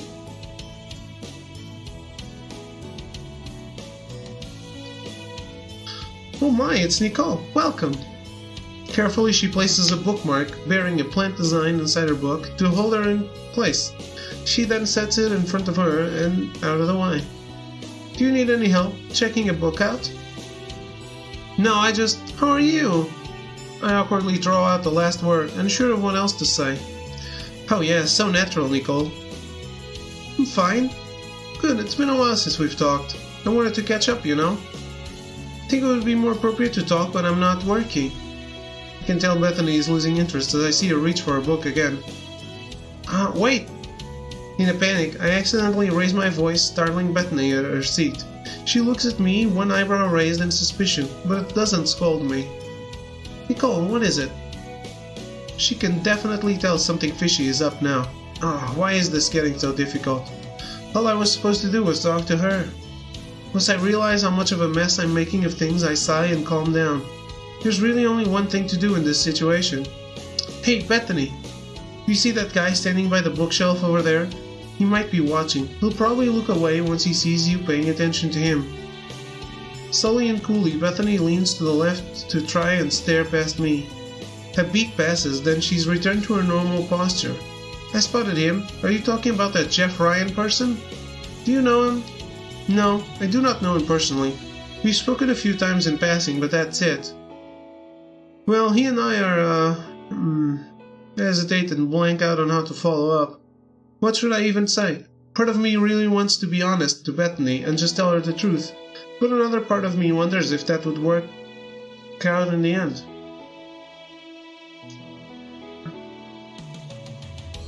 Beg for her cooperation? Really? Trying to trick her would make me feel bad, and being too honest would probably turn her off. I guess the only way to go is with some full-out groveling. Okay, can you do me a huge favor, Bethany? I clasp my hands together desperately. I'm helping Jeff with a project. He's doing something for class, and he'll need you to drink something. Could you please drink it? I promise it won't kill you. It might even taste good. But why should I? Bethany doesn't look convinced by my explanation. I can't really go into it, sorry. You won't get sick or anything, he just needs your reaction to it. Also, don't tell him I begged you to drink it, or he'll be pissed at me. Bethany stares at me for a few moments, sighs, then nods her head. I don't quite understand, but I'll do it, even if it is against the rules. It seems important to you. Who would ever do this? We give a sigh of relief. I guess it is important to me, which is kind of weird. This is Jeff's potion, not mine. You're a lifesaver, Bethany. Thanks. I didn't want you to drink it without telling you first. I'd feel horrible. It won't do anything bad, correct? Nope, don't worry. It's safe. Unless you can't starting to like Jeff as something bad, but then again, he's not a bad guy. Deep down. Alright, so he should be... Wait, where did he go? He was standing right there near the bookshelf when I last looked. Well, hello there. I nearly jump in place as Jeff suddenly appears next to me. He scared the heck out of me. Oh, Jeff, there you are. I was wondering where you went. Sorry about that. Jeff rubs the back of his head and holds up a lunch canteen in his hand. Did he have that on him all this time? I was looking for a book I've been interested in for the longest time. Couldn't find it though. Oh well.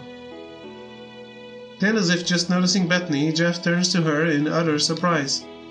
Oh wow, I didn't know you two were friends.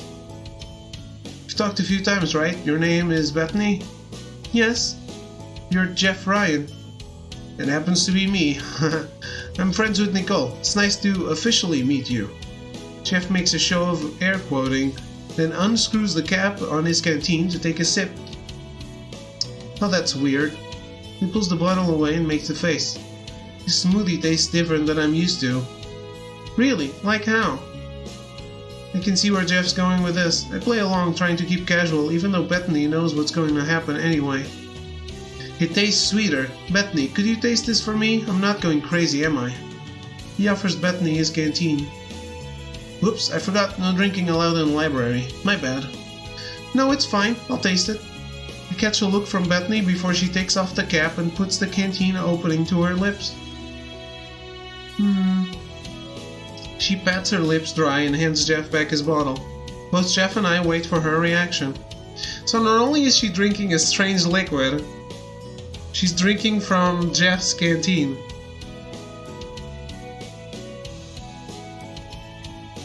Does taste a little sweet to me. Very sweet, in fact. Yeah, weird, right? I don't know what happened to it. I couldn't guess. I exchange a look with Jeff. We're both obviously wondering if that potion took effect, but it doesn't look like Bethany's any different. Was that all? Yeah, she's definitely not any different. I can sense Jeff spazzing next to me.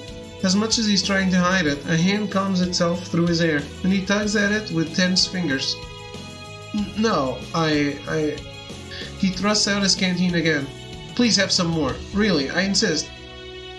I don't want any more. Drink it.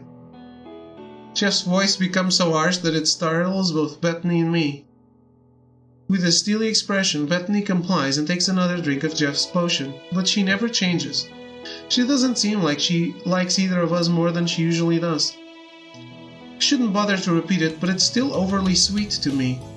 That's it, there should be more than that. I widen my eyes as I hear Jeff reverting to his normal voice, his mean voice. You probably just didn't drink it right, or...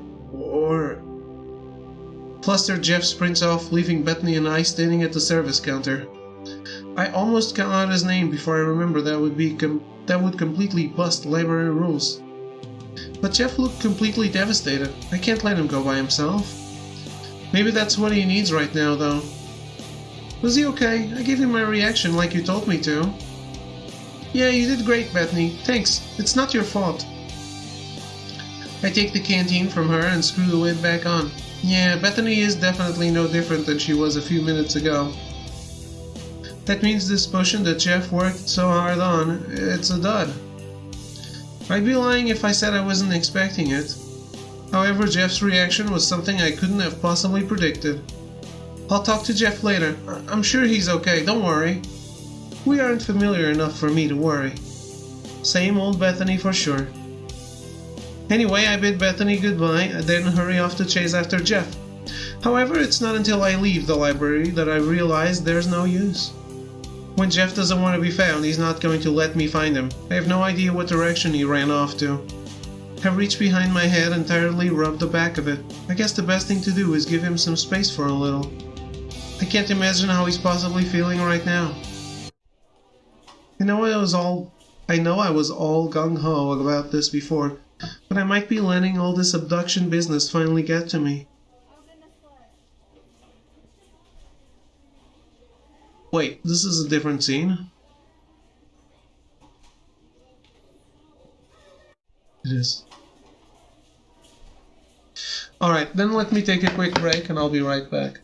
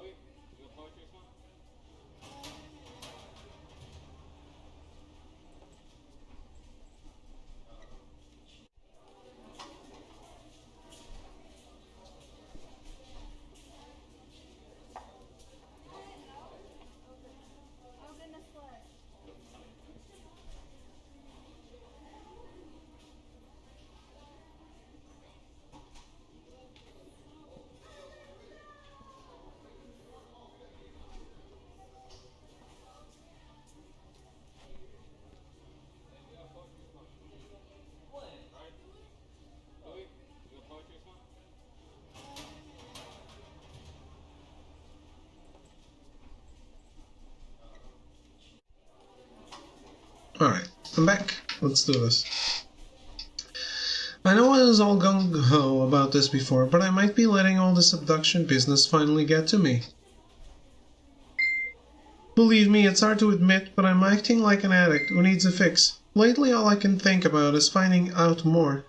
It's almost like I need to investigate or I'll go crazy. School is becoming a second priority, and that's no way to go now that we're getting close to the end of the year. I have finals coming up. What? But it doesn't seem like I'm getting much studying done here in the library. I drum my fingers and knit my brow, ignoring my open laptop for the meantime. It's October. What else do these girls have in common? I mumble to myself, trying to think harder. There has to be a reason that the kidnapper picked these three girls. Maybe it was just some random coincidence? No, you don't randomly abduct someone based on some coincidence. I have to figure this out. Maybe if I try outlining this step by step. When did each girl get abducted? Erin was abducted last December, Alicia in April, and Yulia just this August. But more specifically, what time of day did they have to be taken at? If I think about what Kurt, Jeff, and Ted all told me, it had to be nighttime. At least if I was the abductor, that's what I'd do. Each girl was always out way late at night.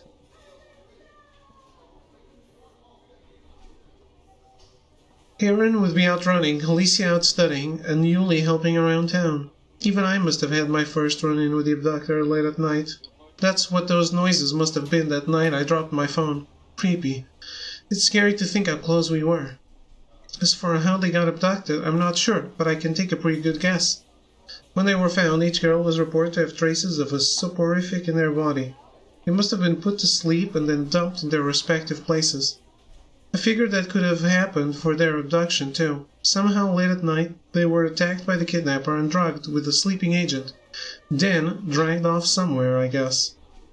It gets me thinking, where did the abductor hide these girls? It had to be somewhere out of public eye and discreet. Even the police haven't figured this out. Wait, have they? I don't think I read much into the investigation themselves, just the abductions. I better fix this. On my laptop, I searched for more on the mysterious disappearance case, as it's been dubbed. However, this time I looked through the search results for more dealing with the investigation. This one seems detailed. It's from the local news, too. Skimming through the article doesn't bring up anything useful until I get to the very end. Police reports suggest the kidnapper held victims in a certain area, but further investigation proved no hard evidence. Of course they don't say exactly where they thought the victims would be held. They wouldn't want random people trying to look for themselves.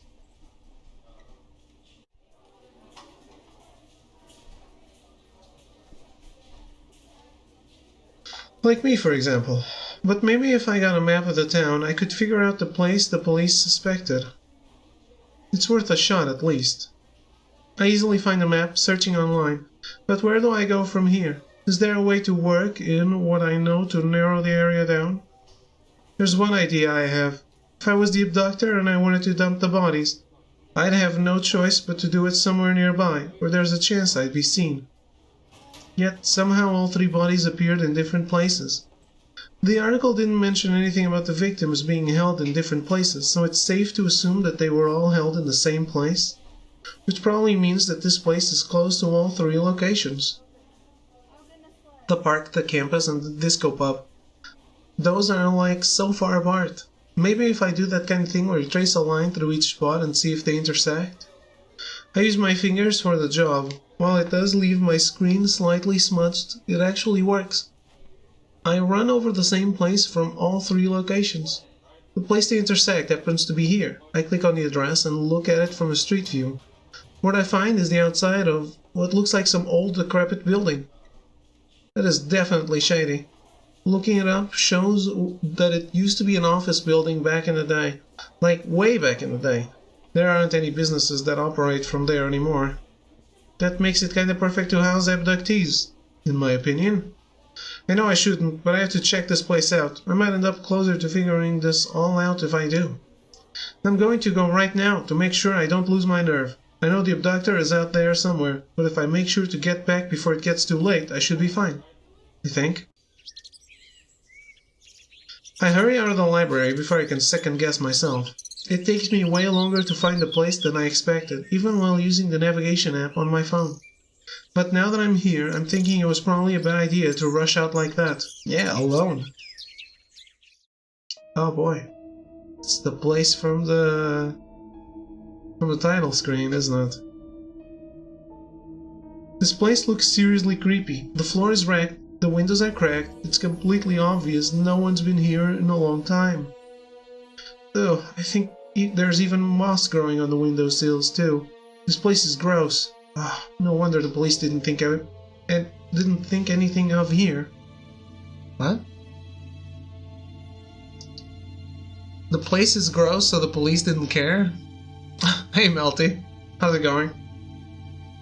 Might as well look around a little since I'm here, but not for too long. Since it took me so long to find this place, it's gotten late, and being out at this time of night is just asking for it. I step carefully around the cracks on the ground, not sure exactly where I'm going. The only sounds I can hear are drips of water and my footsteps. It's eerie, like when movies talk about it being too quiet. I must pass through what has to be a million halls before I finally see the outline of a door nearby. Do I really want to go in there? There's no telling what's on the other side. Yet, with all the morbid possibilities that run through my mind, I still end up grabbing the grimy handle and turning it. What I find is a room. It's just a room. And it's clean. I see a bare bed pushed to the wall, a table set before that with one chair on either side, and the toilet. It's going, ready for some Saturday fun time? Doing a bunch of fates? What would you use a room like this for? It's almost as if it's a jail. Oh, maybe that's it? Wander around the room to try and see if there's anything else of interest. One thing I do notice is that the chairs are bolted to the stone floor. So's the table. It doesn't take a genius to guess the toilet and bed will be the same. Rogan should be awake. Fuck Nicole, let her get caught. No. Not. So no way to move anything or break it. No window here either. There's no doubt about it. This room is perfect for keeping someone in, which must be why the police investigated it. But since they couldn't find any hard evidence, there must be no signs of DNA or personal things. So finding this room means jack squat. It's only a possibility. I guess it's something though. So if I assume this is where the abductor kept the girls, I wonder how he fed them. And how did he keep it secret for 3 whole days each time? Oh wait, I think back to those conversations I had about them again. Wouldn't it be easy for each girl to go missing without noticing? Nobody could stand Erin, so they probably didn't bother keeping tabs on her. Alicia was always out and about doing her smarty pants thing, and Yuli was living alone when she was abducted. Add that with what I already figured out before, and it seems like the abductor picked girls that he could easily take and wouldn't be easily noticed. If that's the case, why pick me? Chandra and I talk like every day. She'd notice I was missing right off the bat. That doesn't make sense, as much as I think about it, I can't seem to fit it together. I shake my head, stopping myself before I get too far ahead. This isn't a place to do this anyway. I should get out of here while I can. I quietly exit the room, closing the door behind me. Walking back through this place is not going to be fun, but hey, maybe there's another way out? I should at least check. I head the opposite way I came, using my phone as a flashlight. It's just for the sake of finding my footing. There's nothing in this place that I want to really see. Going further in is just as confusing as it was coming in. There are more doors on the walls, but creaking them open with my foot only reveals dirty, empty rooms. Whoever they are, at least they know how to pick a place with the right mood. An abandoned building, the place you'd first suspect something sinister to happen. Maybe the reason they found no evidence here was because this place has nothing to do with the abductions though. I could be on the completely wrong track. What am I even doing? I'm just a girl. I should have gone to the police right away the moment I got that threatening message. I'm not trying to solve this all on my own. Maybe I'm in way over my head. I forced myself to break out of my session of self-loathing once I noticed a door similar to one that got me in here. Oh, a back entrance. I thought something like this would exist. I feel much more relaxed outside than I am in the abandoned building. It's so confined and suffocating inside there. It makes me feel like I'm some heroine in a scary movie. Maybe I am right now. It looks like this entrance leads out to the back lot of the building, so I find my way back to the front next to the street. Phew, the street lights are on. I keep under these and I'll have safely made my way back to the campus. The problem is getting back to my dorm on my own, but I've been practicing a few routes. I grab my bag and I'm about to head out of the building's lot when I suddenly hear a noise. Did something rustle? God, this is such deja vu. If I hear it again, I'm going to do what I should have done the last time and scream for help. But I don't. I don't hear anything afterward. I exhale loudly and my body sags as all the pent-up anxiety dissipates. I guess that really was nothing this time? All of this cannot be good for health, I swear. I fix my hair nervously, biting my lip, then continue on the way I intended. I don't look back once. I tell myself that is because I'm trying not to be overly paranoid, but honestly, I think I'm just scared of what I'd see if I did. I knock on Jeff's door for the umpteenth time. Jeff? A minute passes with no response. I don't know why I expected one. It's been the same each time I've tried. Jeff, come on, you can't stay in there forever. Though he's really trying to prove that he can.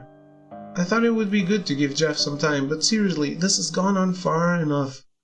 It's been more than a week. He can't mope forever. Jeff, open up! I pound on the door with the flat of my fist. I've been out here for an hour. You don't think I can keep this up all day? I'm willing to do that if that's what it takes. But I have a bad feeling that this is going to last even longer than that. I place my back against the wall and slide down until I feel my butt reach the floor. I hold a hand out in front to knock my knuckles idly against the door beside me. I'm getting tired, Jeff. Please open the door. Silently, I head to myself. I want to make sure you're doing okay. I know it might seem weird, considering everything Jeff's put me through, but I'm worried about him. Really worried. And I don't think there's anyone else there to worry about him. The real him. The Jeff that likes to mix things in his room and call himself an alchemist and laugh in a funny way. That Jeff.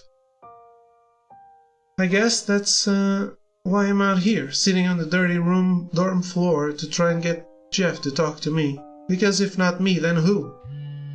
I twitch in place as I feel my phone start vibrating in my pocket.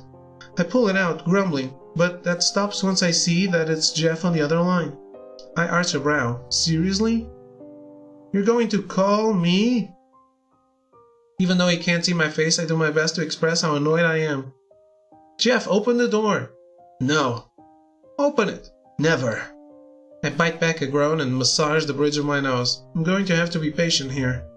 Why'd you call me if you're not going to open the door? For a moment, I think our call's cut off. I take a look at my phone screen and see that Jeff's still on the other line. Hello, Jeff? Did you hear me? I did. Okay, no need to get testy. Sorry, but I called you to tell you a grand total of 2 things. The first is that I'm no longer an alchemist. What, Jeff? Second is that I know the true reason you're here right now.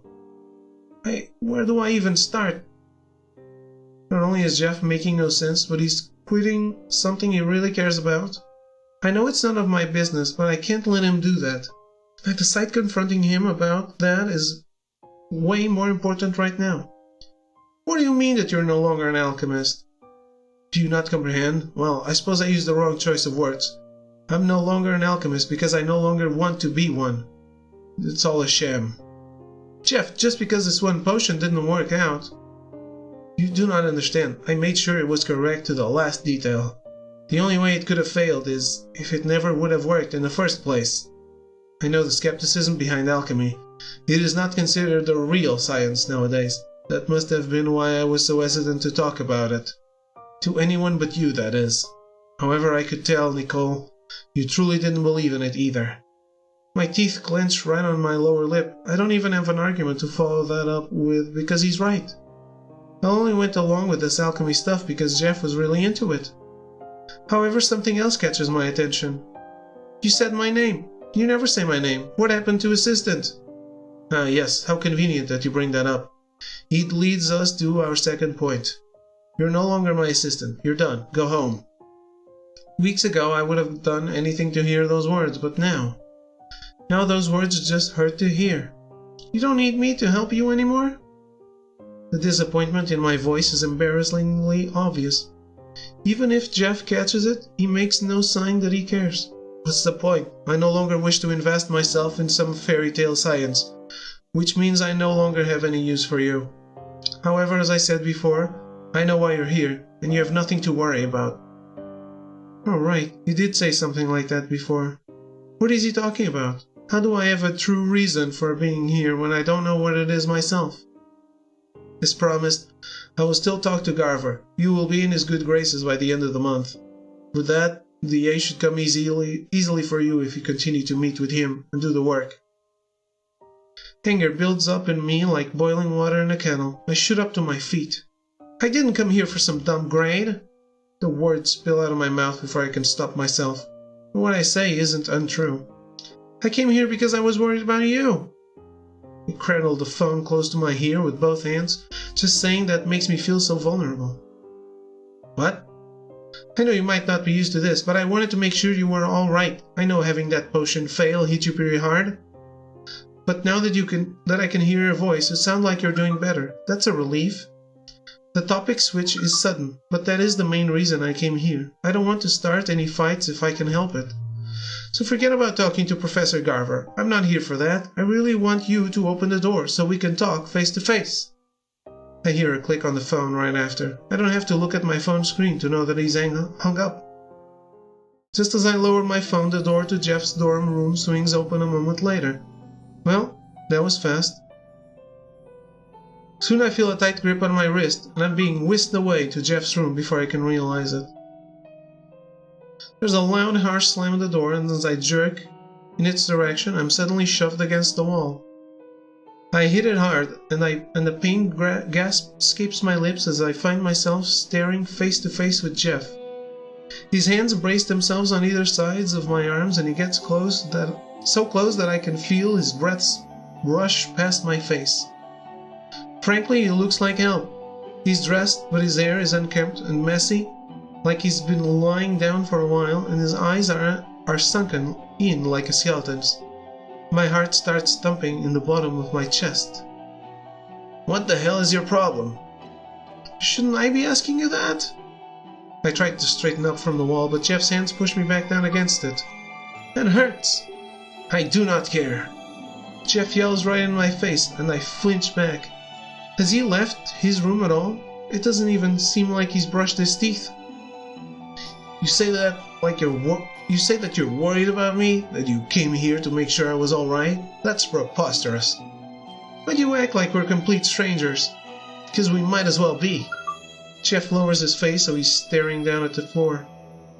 Your formula makes no sense. He whips right back up to stare at me, and I don't say a word. 1 part academic motivation, followed by 2 parts coercion.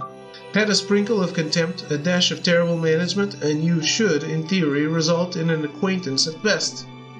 Yet here you are, acting as though we are the best of friends, as though I owe you something. Are you making a 24-hour stream marathon? Absolutely not. How's it going, Caravan? Jeff spaces out for a moment like he's cracked the code. Is that what you want? His voice gets dangerously low. It makes me swallow my nerves down to the pit of my stomach. I should be close to ending. I just want to beat this game. Basically. I'm here until this game is this route of the game is done. Is this why you never blackmailed me? Oh, I see your evil plan, Nicole. Devious. Even more devious than I am. What?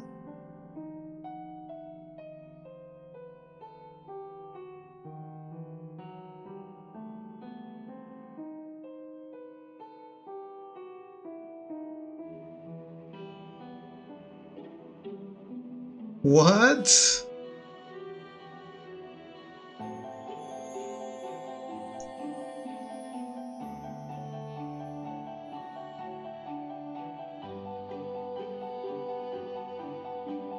Dude, I don't know, I don't exactly know what you mean. You can't say that.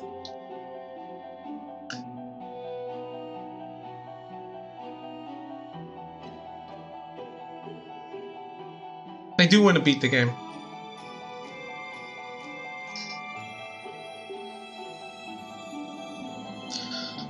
You act as though becoming my assistant is the last thing you wish to do, then slowly worm your way into my heart like this until Jeff roars angrily Jeff roars angrily as a few screws come unloose in his brain. I will not let you win. You want something from me and I will not allow you to take advantage of it.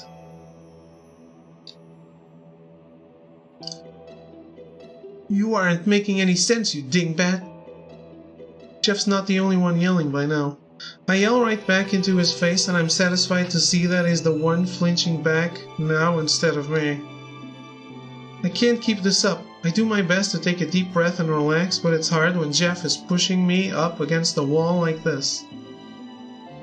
Look, I know I never said it, Jeff, but when I think of us as friends.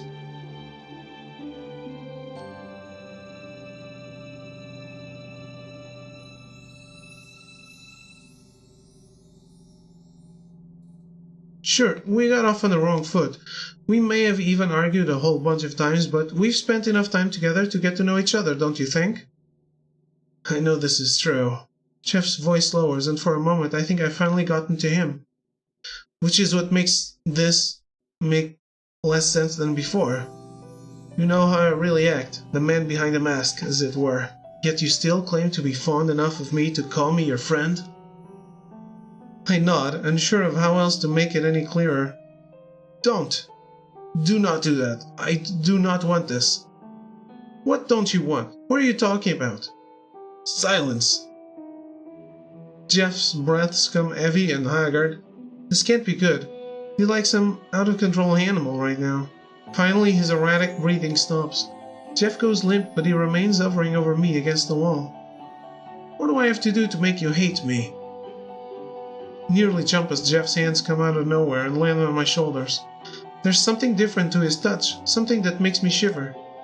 Make you detest me. His fingers trace down my arms, their movement almost sensual. My heart freezes on a beat. This can't be happening right now. To make you loathe me. But finally I feel his fingers wrap around my wrists. In a flash, both of my hands are slammed over my head and I can feel my breath hitch as I realize what Jeff is getting at. Is this what it takes to make you hate someone, Nicole? Do I have to violate you? Must I destroy every last bit of you to make you finally leave? What the fuck? Jeff's hands stay tight around my wrist, his eyes locked with mine. His breathing is labored and shallow while mine, well, I do my best to stay calm in this situation. I know I should be struggling. I should be kicking Jeff in the nuts right now since he stupidly left them wide open, but something about this feels so off. It's like Jeff himself doesn't even want to do this.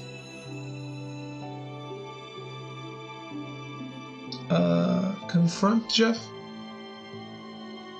It's after studying his eyes that I finally realize why. You really are good at pretending. If I was the least bit scared, I'm not anymore. This isn't you, Jeff. What you really want, I can tell. You don't look like you're into this one bit. I have you pinned to the wall. And that is all you come up with to say? No desperation? No bargaining? Oh, I'm not going to beg for you to stop. I'm going to make you put your money where your mouth is. There's no way he would. I decide to call his bluff right here and now. I tighten my jaw so he knows I'm not fooling around. I won't fight you. Go ahead. Do what you want, Jeff. I stare intently at him, but a small part of me is terrified he might actually go through with it now that I've invited him to. There's no chance of that happening, though. I'm positive. This Jeff isn't the Jeff I've gotten to know. Sure, he's had some rough spots, but he's not a monster like he's trying to convince me he is. Oh my god, full relationship. If Faced with my challenge, Jeff starts to crack. His lips tremble. I see his pupils dart around the room as he tries to come up with a response. Finally, he gives off a defeated groan. Curse you. He releases my wrists, allowing them to fall back to my sides. I exhale loudly as I tend to them. You grabbed me really hard. I was trying to scare you, that was the point. The adrenaline rush makes me feel jittery all over. I wasn't sure what to expect there for a second. Fine, you want to know how I'm faring? As you can undeniably tell, I am an utter and complete mess right now, and I would really appreciate it if you, of all people, were not here to see it. Hence why I needed you out. Out! Out! I can't stand the sight of you right now. Leave me be. He points toward the door, not meeting my eyes. I get the hint. At least he sounds lively. That's enough to set my worries at ease. Before I leave, though, I hear him call out to me. Nicole. Yeah? I apologize for that. I stare down at my wrists, still red from Jeff's grip. I'd never let anyone touch me like that. Ever. Resentment pulls in my chest, but I do my best to swat it away and ignore it for now. Jeff wasn't seriously trying to hurt me there, plus he's in a super vulnerable state right now. I force myself to grin and shake my head uneasily. Don't worry about it. You're going through a tough time, okay? Your head wasn't in the right place. As much as I'd like to, I don't think yelling at him will get through to him. Me yelling is what started this whole mess anyway. Jeff makes a strange face even for him. His eyebrows raise, his lower jaw hangs, and I think he's blushing. Wait, why blushing? Before I can ask, Jeff catches himself and storms toward me. Help! Get out of my room! He places his hands on my shoulders and steers me out of his room. After that, it's a door slammed to the face and I'm all alone in the hall now. I can't think straight anymore. Even if Jeff was only pretending, that was still super scary.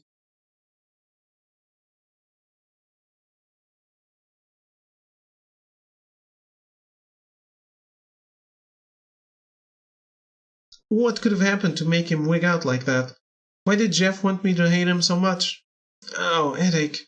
My mind's moving way too fast right now. It must still be the adrenaline talking. I'm out of it. I definitely have to be out of it.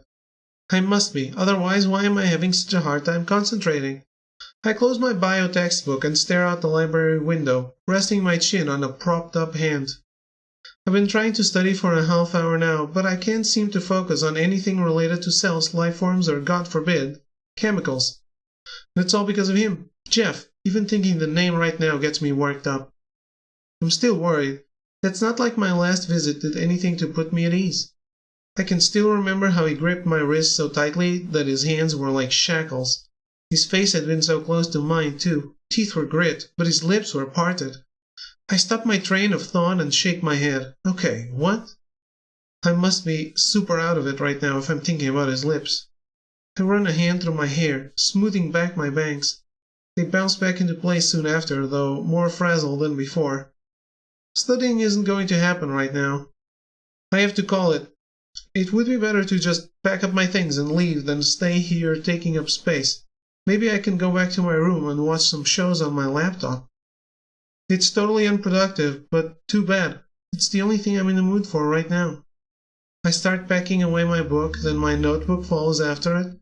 I'm pretty sure I have everything in my shoulder bag when I stand up to leave.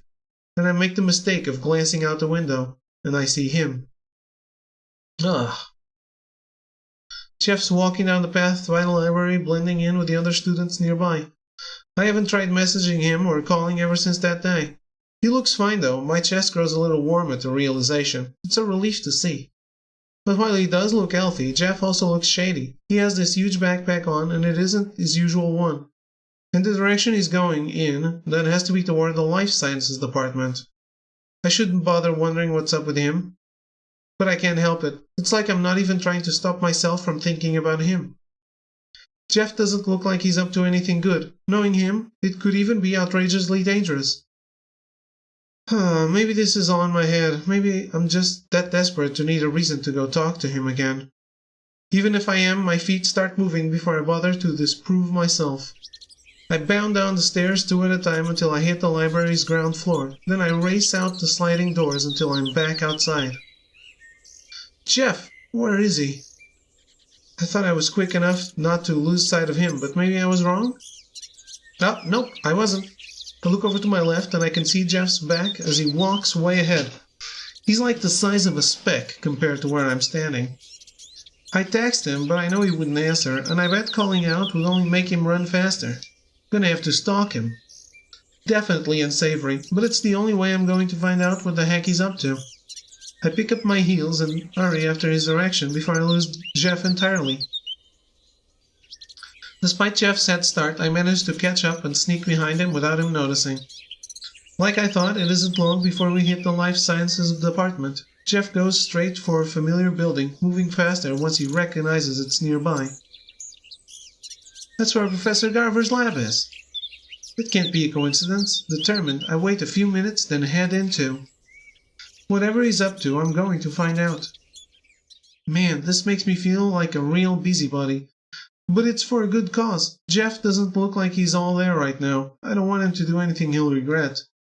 I go up the stairs as fast as I went down the library, leaving me totally out of breath once I reach the top of the flight. Shake it off, Nicole. The lab door is right there. I expect to have to break it down, but the door handle turns when I twist it. Weird, but no time to dwell on it. I push the door open and burst inside. Jeff's in there, like I thought, standing over one of the lab counters that's stacked with several books and notebooks. Those are a lot. Are they all his? And wait, what's that in his hand? I vaguely recognize using it in high school chemistry. Isn't that a tool used to start fires on the Bunsen burners? A flint something? I connect the dots as I spot several Bunsen burners lined up in front of the stacks. Ah, what are you doing? I hurry closer to Jeff before he has a chance to light anything on fire. Ah, Nicole, I had a feeling you would worm your way into here as usual. You crazy? Are you seriously thinking of burning all of these in here? Perhaps. Jeff laughs maniacally as he squeezes the tool in his hand a few times. Tiny sparks fly off for dramatic effect. It's not as though I have any use for these anymore. What are these books anyway? I don't wait for Jeff's permission before I pick up a book on top of a stack. It's hardcover, and the cover has an illustration that you'd expect to see in some fantasy world. This is a book about alchemy? They all are, and the notebooks are filled with various notes I have accumulated. I pick up one of the notebooks now and bend the cover behind it to start reading. The lined pages are filled with Jeff's handwriting, pages and pages full of detailed notes. I recognize some of these things. Aloe, ginseng, chocolate? How did you find out about all this? Hours and hours of experimentation. And now all that effort will be burnt into ashes as they should be. Jeff takes a huge breath as if to start laughing again, but I go over and punch his shoulder before he has a chance to. Ow. Put that thing down and step away from the Bunsen burners. You know you can't start fires in here anyway. I know at least that much about working in a laboratory. While rubbing his arm, Jeff concedes with a nod of his head. It was supposed to be more of a symbolic gesture, really. Whatever it is, it needs to stop. What are you even thinking? This is stupid. I told you, I'm no longer an alchemist. I no longer need these notes or these books. It would be better to simply erase that part of myself. But isn't this really important to you? It used to be. There's no way I'm going to believe him if he says it like that. But after the potion failed, the potion I had dedicated so much time and effort into, I began to wonder if it was right to dedicate so much of myself to alchemy. Hey, it's a visual novel, it needs drama. This secret part of me, the part I cannot show others. I can't have any more trace of it. I need to get rid of it, and live as I used to. You mean with a fake personality? That is exactly what I'm saying. I get rid of all this nonsense, stick to how I was before, and everything will go fine. I can focus on other things. The only reason I needed to pretend was because alchemy was such a huge part of my life in the first place. Without it, the me I pretend to be will be the real me, you see? No, I don't see it. I feel my arms shaking from how pissed off Jeff is making me. I've been doing my best to stay quiet and listen as Jeff spoke, but I can't take this anymore. How will you get over yourself for once in your life? Jeff reels back like I've punched him again, but it has to be done. What he's saying is so ridiculous. Does he really think it's that easy to change who he is? Getting rid of anything related to alchemy won't solve your problem. You'll just find some other reason to pretend. Well, that's unavoidable, isn't it? Jeff scoffs and rubs the back of his neck furiously. People aren't as accepting as they seem. The world is a cold place, full of judgment. If you don't fall within the acceptable parameters, you're shunned. I've avoided that my entire life because of who I pretended to be. You cannot say there's never a need to pretend. I'm sure you pretend on occasion. I take a deep breath. He has a point there. You're right. There are times where you have to pretend, like when you don't want to hurt someone's feelings. That doesn't mean you should compromise who you are. You shouldn't let anything compromise who you are. Be who you are, and as long as you aren't hurting anyone. I make sure to emphasize that part especially well, considering it's Jeff. Then screw whoever has a problem with you. I mean, alright, let's be real. You're a little crazy, way too excited at times, and sometimes I have to repeat what you say to myself because I don't understand. You're different, we get it. So is everyone else. No one is exactly the same. We all have our quirks. So stop being such a scaredy cat and think that you have to please everyone by pretending to be someone you're not. Just be yourself. The world isn't as cold as you think it is, I promise. I pause and take a breath, then look to Jeff in hopes that I've reached him somehow. Stop! Well, guess not. Jeff muscles up his hair and grinds his teeth like he's reached his limit. I can't stand listening to you talk anymore. This is all your fault. I place both my hands to my chest. My fault? How is it my fault? I didn't do anything. Yes, you did. Jeff runs off to the corner of the room like a trapped animal. You, with your kind words and your smile and the way your eyes wrinkle at the corners when you laugh. Ugh. Can't stop thinking about you. My head feels lightheaded whenever I am near you. I experience strange sensations in my chest at the near sight of you. Jeff braces himself against the wall melodramatically and points at me like he's about to curse my firstborn son. I have no idea what you did to me, but you must have done something. I would not be like this otherwise. It's official. Jeff's dropped off the deep end. But wait, all those symptoms he listed off, aren't those signs of... My heart starts beating faster as I consider the connotations. You really can't stop thinking about me? You're like a curse no priest can exorcise. Ouch, simple yes or no would have been fine, thanks. Still, that was him admitting it, right? I just don't think Jeff has realized what he's admitted to, is all. I better help him along. The thought makes butterflies flutter around my chest, but I go for it, head on. You know, there is one possibility. I swallow to calm my jitters down. It sounds like you want to make this as technical as possible. Sounds like you have romantic feelings for me. I blush and angle my gaze away at the last second, making my voice come out more bashfully than I intended. However, Jeff takes in my words with a thoughtful expression, if somewhat confused.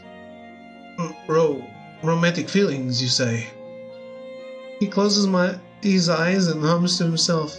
A blush creeps into his face as he thinks more and more. His eyes snap open. Casty Valo, thank you for the follow. Welcome to the stream. How are you doing today? Very well. In this case, allow me to conduct an experiment. Hello, Casty. How are you? Welcome, welcome. Jeff approaches me from the corner, gaining speed with each stride. What are you doing? I gasp as Jeff braces his hands on my shoulders again. Only this time his touch is softer, not hard enough to keep me in my place, but as though he's trying not to break me. I hypothesize that I do indeed have feelings for you. To test this, I will kiss you. Huh? I freeze. He's going to do what now? My hands lift from my sides to shove him off, but they stop at the last second, just before his chest. If you want me to stop, you better push me away while you have the chance. His eyes look down at my hands, but I keep looking at his face. At the way his brow creases like he has no idea what he's doing. I think, even though I thought I'd seen the real him, this has to be the first time I've seen Jeff unscripted. My body goes funny at the sight of his face, and it's coming closer. Something soft brushes against my lips, and Jeff has finally done the deed. It's not a steamy kiss by any means. Her lips press together for what has to be a few seconds, tops. But the feeling it sends through my body is electric. My hands fall into his chest to brace myself upright. Before I know it, Jeff pulls away, eyes wide. You were correct, it seems. The sound of his voice sends me out of the dream. I imagine the sound of glass cracking as I pull away and wipe at my lips with my wrist. What? I can't believe you just did that. Oh, can you? The tone in his voice is playful, if annoyingly smug. I did tell you to pull away if you wished. It doesn't seem like you're too affronted about the whole matter either. I know, but... Be my assistant again. It's so out of nowhere that I wonder if I've heard Jeff correctly. Be what now?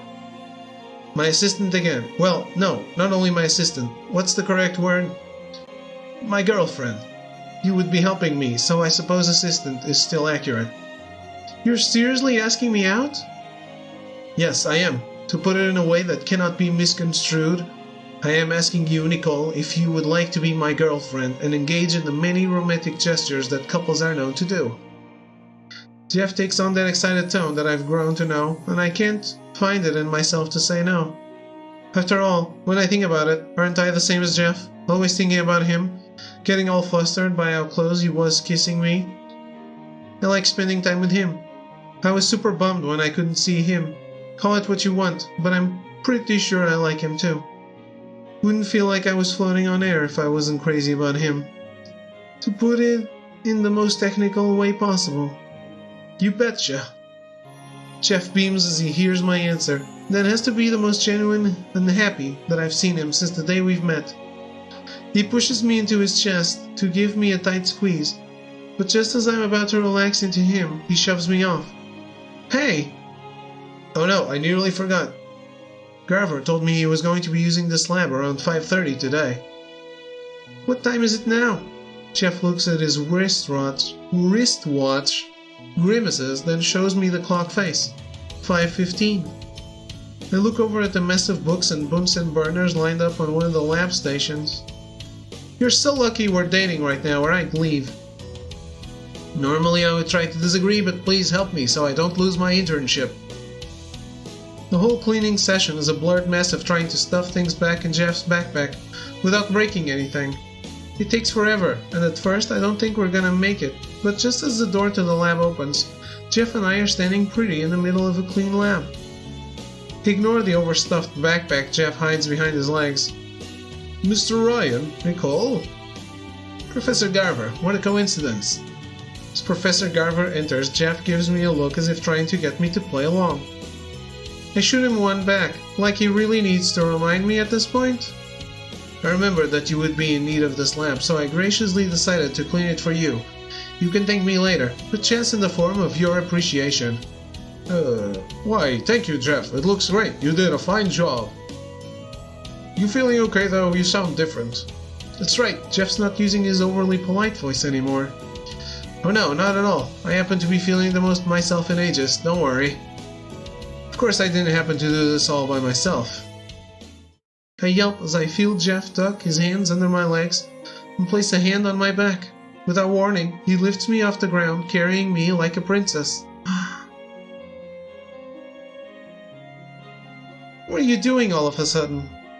With a smirk, Jeff leans in to whisper into my ear. Didn't you say to be myself? I've no intention on hiding who I pledge my devotions to. Oh, but I didn't mean to do this. This is seriously embarrassing, and in front of my professor, no less. Professor Garver looks slightly bemused by the whole display. There are worse things, I suppose, plus I actually kinda like this. I might make Jeff carry me around like this more often.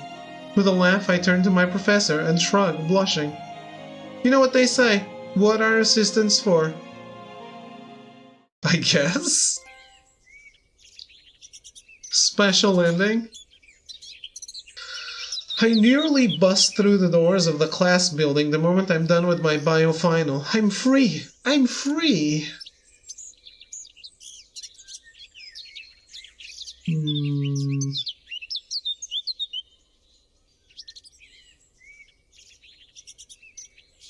I've officially completed my first college semester ever. I'm so giddy that I want to jump in the air. But there are too many people around to do that. I have to pretend I have at least some shame. None of my tests were even that hard. I'm feeling pretty good about all this. I can head out for Christmas break without worrying about my dumb grades. But I won't be heading back to California for a few days. For now, I'll just kick back and relax the best I can. Yeah, school's over for now, but I haven't forgotten about that creep who claims to be after me. It's really weird. It's been so long since they last tried to contact me. I wonder what's up with them.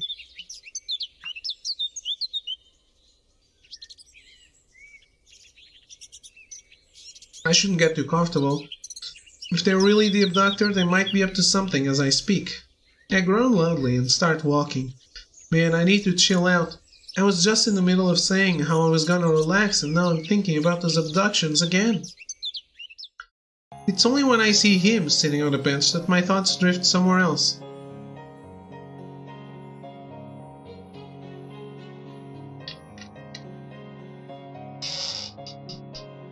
Jeff impatiently looks around while tapping his foot and drumming his fingers against the back of the bench.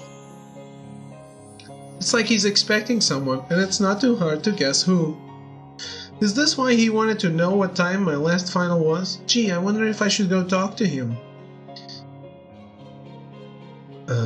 Jeff, hey! I wave at him reluctantly to try and get his attention, and Jeff bounds from the bench right for me.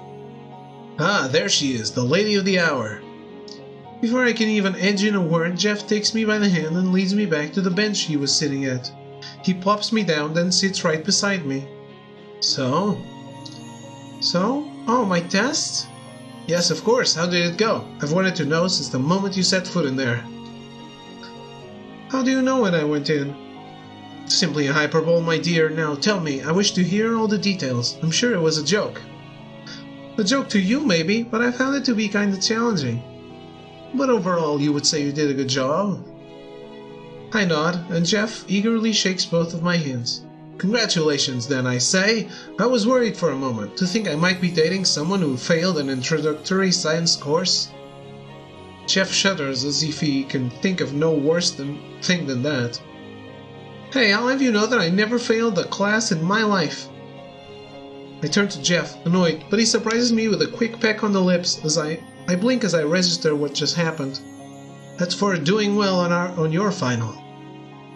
Oh well, thanks. And with that, my sour mood just disappears. It's kinda sad, that's all it takes. But Jeff is my boyfriend. You're acting pretty eager to please today. Am I? Jeff shrugs his shoulders, oblivious. I don't know what you mean. It's only natural to be excited on the last day of the semester, isn't it? I guess, but you just seem way too into it right now. But speaking of which, I place my bag on my lap and rummage inside for my cell phone. It has to be in here somewhere. I'm sure I placed it in here before I took my test. I found it. I have to go and call my mom now. I told her I'd call right when I finished. She is that eager to know how you did. Hey, you can't talk, mister. I point knowingly at Jeff as I get up from my seat. What's my bag, please, and thank you. Very well. Jeff gestures for me to be off, and I head away so I don't disturb him with my conversation. Well, it's more like so he can't eavesdrop. When I try calling my mom, I get sent to her voicemail. Oh, I guess she's busy? I'll just leave a message. Hi, Mom. Just calling like I promised. There's not much to really say, so you should just call me back when you can. My phone surprises me by suddenly buzzing against my face, and I hastily finish the message. Okay, bye, love you. Was that a text from someone? No, it was another email, and it's from Roller again. Whenever I see it's a Roller message, my stomach seizes in on itself like a cave-in. I always wonder if it's going to be another fake blog made by the abductor. What do you know? It actually is this time. The username? Corning to get you. At this point, I'm way too jaded to be that scared, but that name is unsettling to read. The day has come. One last chance. Mind your own matters and keep out of places you shouldn't be in. What? I haven't done anything in a while. The day has come. I take back everything I said about not being too scared, and I nearly dropped my phone from how bad my hands are shaking. One last chance? What are you talking about? I never got any chances before. Look down at my phone, rereading desperately. Mind your own matters and keep out of places you shouldn't be in. What do they mean? Where shouldn't I be? Wait, do they mean that abandoned building? Did they know I was looking around there that one night? Mind your own matters. What, are they scared now that they know I'm catching on to them? I have so many questions, but I know one thing for sure. I can't back down now that I've got this abductor on the ropes like this. I'll show them just how much of a mistake it was to target me. I'm not going to let them get the better of me anymore. However, I put on the brakes as I remember about Jeff waiting for me back at the bench. I can't just go off and leave him here, can I? He was so excited to see me today, too. It can't be helped. I have to do this. If he got caught up in all of this because of me, I would never forgive myself. When I head back to Jeff, I try not to show any signs of distress. He's pretty good at picking out emotions without trying. If I slip up for a moment, he'll be all over me with questions. To be honest, part of me is hoping that he does. Maybe hearing a voice of reason will be enough to talk me out of this. And how is the phone call? Jeff's back to sitting on the bench when I return, my bag safely held near his thigh. She didn't pick up. I had to leave a message. But, I'm sorry. I totally forgot I had something to take care of after this. What? Jeff's face goes dark. Oh boy, I sense an incoming tirade coming along. Oh, I see. Or not. Phew, I thought he was about to let me have it for a second there. Yeah, I have to get going now, but I promise I'll call you later. I'm sure to see you later, Nicole. I lean over to kiss Jeff on the cheek before I get going, but he doesn't even react. Hey, are you okay? Is he more upset about me leaving than he let on? Yes, I'm fine, Nicole. Jeff shakes his head a few times and gestures for me to shoo.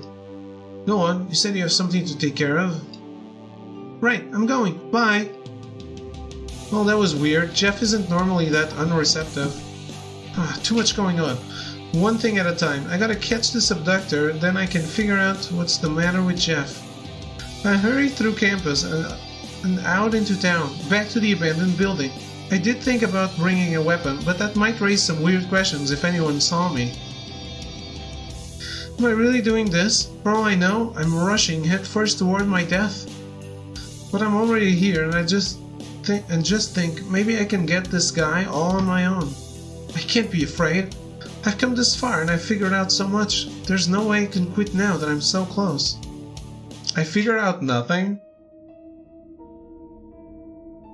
Certainly not true.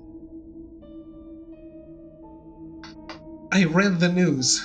That's what I did. It's as quiet as it always is, with no signs of anyone nearby. Even so, I stay on my guard and walk slowly. Anything can pop out when you least expect it. Especially with how dark it is in here. It's still afternoon, but it doesn't look like much light gets in at all. Wait, I can hear something. I turn to look down at a nearby hall, and something moves past the corner and into the shadows. I take off as an adrenaline rush comes over me, flooding out the fear that should have taken its place. That had to be the abductor.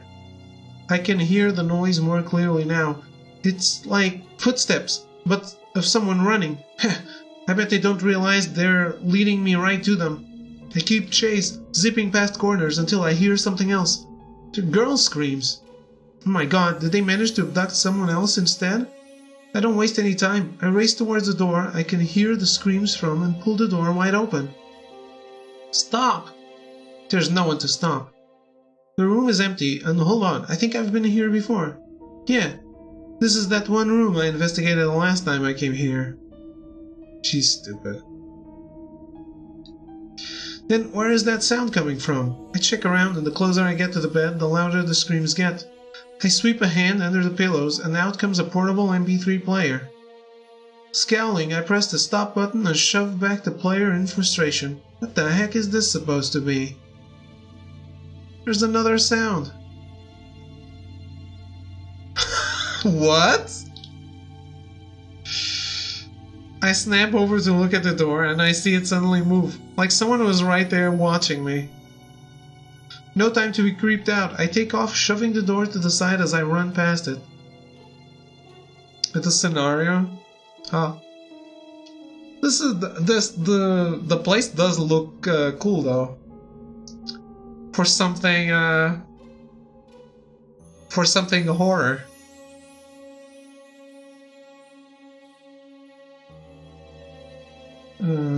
So I thought she was going to get locked in the room. Run past it. They couldn't have gotten far. They have to be close. But I can't hear any footsteps. It's just as quiet as it's always been.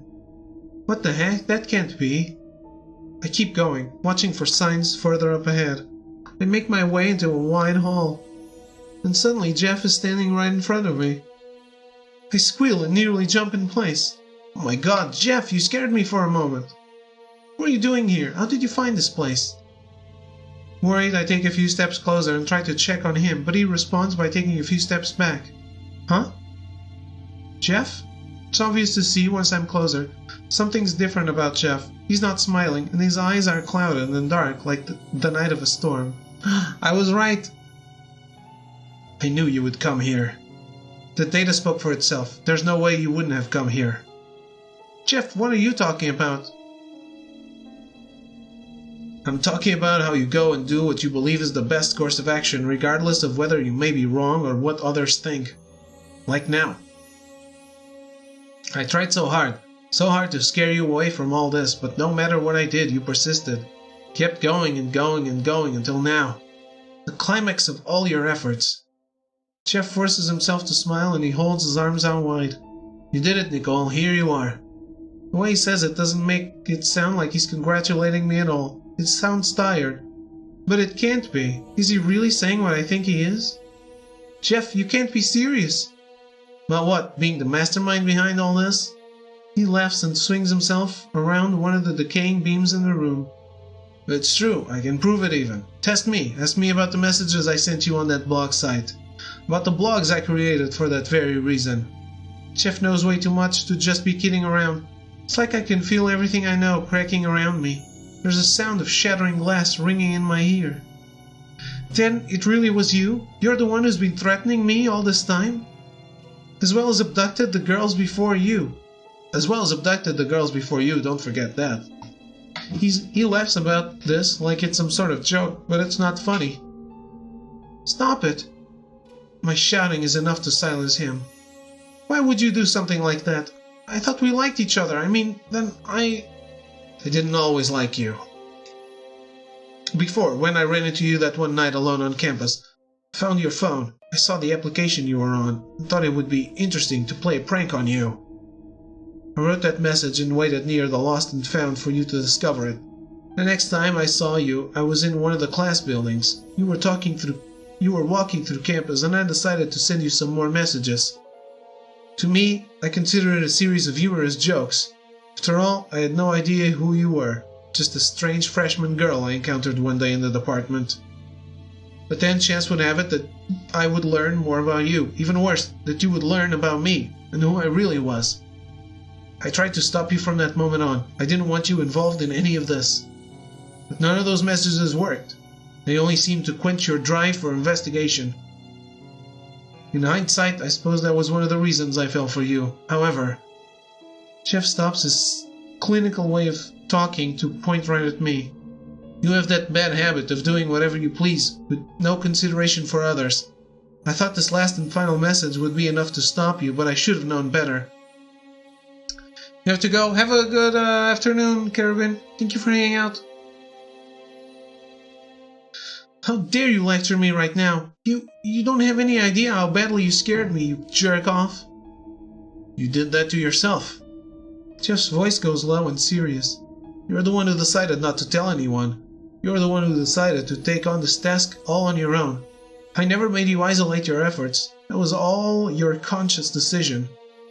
So what? Did you want me to go crying to my mom or my dad? Ha! Or better yet, you? Would that have given you some kind of kick? At the very least, it would have convinced me to stop. Jeff holds his hands in front of him like he can't recognize them. I never intended for it to come to this point. The more time I spent with you, the harder it became to just say it. And then it all became too late. I was wrong. I was wrong. Foolishly wrong. I had thought that you would turn out the same as the others, and you did. But I never realized there was nothing wrong with them to begin with. And that is where I erred. His voice makes him sound so delicate. I nearly forget that everything has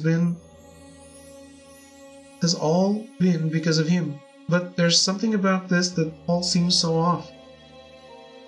Why did you kidnap the other girls in the first place? Why did it have to come to this? Because I was wrong, and because my potion. Jeff whispers the last part in embarrassment. My potion was supposed to make it easier to form connections with other people. Thus my hypothesis was as follows. If my potion worked, then these girls would still feel close to me, regardless of whether I held them against their will or not. I would administer the drink, gauge their reactions accordingly, and make the needed adjustments, but it never worked, no matter what I did. So I would catch and release depending on whether I found a suitable candidate or not. Candidate? We're talking about people here, Jeff. They're not just test subjects. These girls were living, breathing people. You think I don't know that? Jeff screams right back at me. I didn't care before. I hadn't known any better. I'd abduct them without any remorse.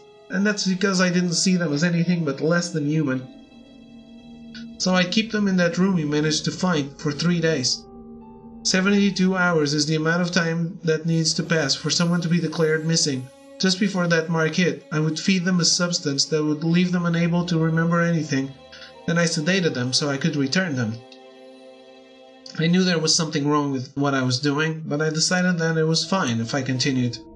My opinions of other people were abysmal. But you were wrong. Jeff nods solemnly.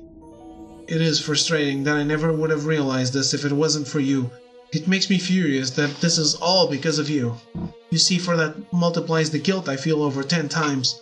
The men can only handle so much before it all becomes overwhelming. Jeff slowly takes something out of his pocket, and I look and see it's a small ball with a sort of string poking out of the side. Wait, what are you going to do?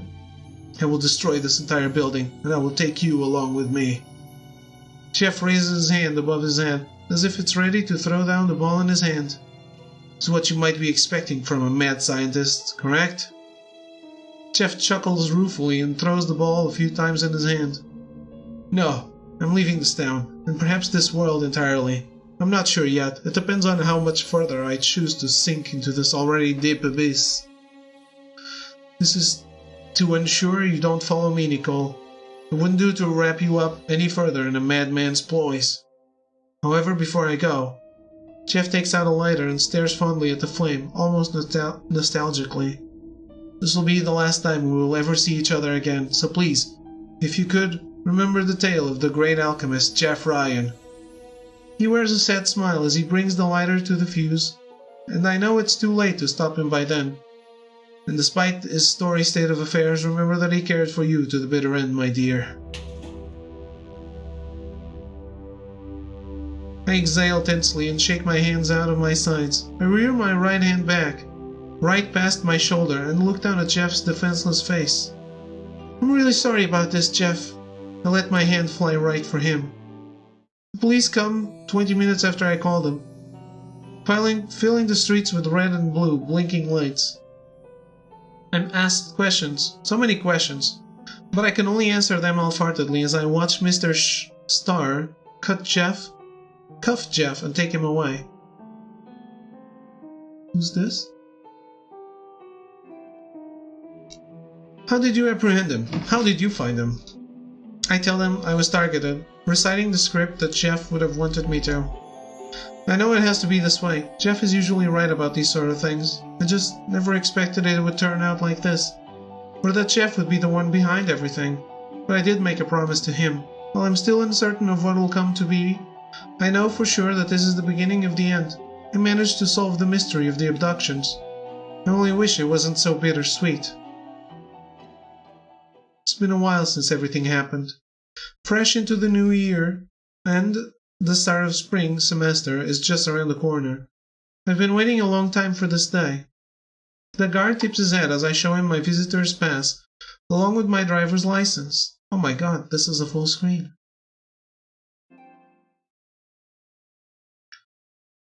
Everything is in check, so he opens the door to the visiting office and lets me through. There are small tables set everywhere, already occupied by people. Prisoners seem to sit on the north side of the table while visitors are right across. Maybe it's for the sake of the guards. There are also a few vending machines near the side of the room, behind this fenced gate. Am I feeling thirsty or am I just nervous? Also, why am I suddenly paying so much attention to this place? I should be looking for him. I step out from behind the gate and it doesn't take me long to spot Jeff sitting at one of the tables. It feels like it's been way too long since I've seen his face. I'd run up and hug him if it was allowed. Jeff! I call his name excitedly, doing my best to keep my voice under. Jeff looks up from his hands on the table and rises to his feet. Wordlessly, he holds his arms out and I rush into him. I feel like I'm melting as I nestle in his arms. However, an officer's voice from the back quickly snaps us out of it. Right, no excessive physical contact. I've read the rules, I can do this. With a sheepish smile, I take the seat opposite Jeff while he takes his. I almost don't know what to say. This is kind of awkward. So I just say the first thing that happens to pop into my head. How are you? Jeff hesitates to speak for a moment. Forgive me, I'm still in the middle of basking in your presence. I still cannot believe you came all this way here to visit me. Please, my dad's place is like 20 minutes away. It's not out of the way. It was a real hassle trying to convince him to let me come here, though. What did he say? Probably don't want to know. Make that double for my mom, but I convinced them somehow. Probably think I'll grow out of it, but that's totally not happening. I mean, come on, who else can say their boyfriend is a convicted felon? Jeff stares blankly at me, and all I can do is chuckle away, awkwardly. It was supposed to be a joke. Not funny in the least. I graded a 3 out of 10. Mind you, that was me being generous. I frowned at him, but hey, at least he still has that weird sense of humor. That's a good sign. You never answered my question, remember? Right, about my state of affairs. I am growing accustomed to it. Life in prison is less scary than the television had made it seem. I do have to keep on my toes, but it's manageable. As long as you don't end up as someone's wife, I'm happy. Don't kiss anyone either. Jeff makes a face as if utterly disturbed by the notion. You don't have to worry when it comes to that. You're the only one I have affections for. His usual tone of voice returns with that proclamation, and I smile as I see the life return to him. What's that for? What? That smile. It's different than I remember. It does feel a bit different now that he brings it up. I think it's just, I don't really know how to explain it. I guess I haven't been this happy in a long while. I laugh in embarrassment. I can't believe I actually said that. Jeez. What will he think now? But Jeff doesn't look too disgusted or annoyed. He glances from side to side as if checking on the guards, then his hands slowly slide across the tabletop toward me. Jeff, is that allowed? As long as we keep our hands inside, I'm sure it's acceptable. He eyes me in a way that I can tell he's totally lying, but this isn't an opportunity I'm about to pass up. Just as surreptitiously as he did, I slide my hands over until they're resting on top of his and curl my fingers. Jeff grabs back and looks down at our conjoined hands with a soft smile. I missed this. I missed you. It's the same for me. I laugh a little as I feel tears beat up at the corner of my eyes. No, crying is so lame. Don't do it. Not now. Through sheer willpower, I managed to hold back my tears, not doing much to cover the ones that had already escaped. Hopefully, Jeff won't notice if I just play it cool. Unfortunately, that doesn't work. Jeff's face falls as he notices my state and he grips my hands even harder to try and reassure me. The only thing that keeps me going is the thought of you, so please, do try and remain strong for my sake. I promise I'll make it up to you in 3 years. Don't worry, I'm fine, totally fine. I notice the guards are giving us a funny look, so I let go of Jeff's hands to wipe at my eyes. It just got the better of me for a moment is all. I'm going to be holding you to that. I'll be in law school by then, so I'm going to need the support. Jeff groans and he leans back on his seat. Please don't remind me. I'm still getting accustomed to the idea that you'll be further ahead of me academic-wise. Serves you right. I waggle my eyebrows at him and cross my arms in my seat. Don't worry, I'm sure I'll have some need for an assistant when you're out.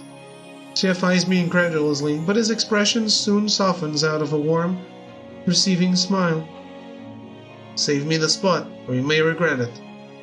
Well, it's like you said, there's nothing to worry about when it comes to that. I look him right in the eyes as I start speaking unabashedly. After all, you're the only one I love.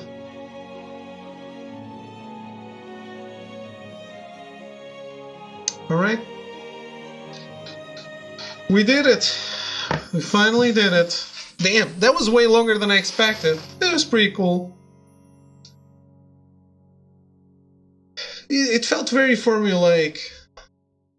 But, and I never felt like there were stakes.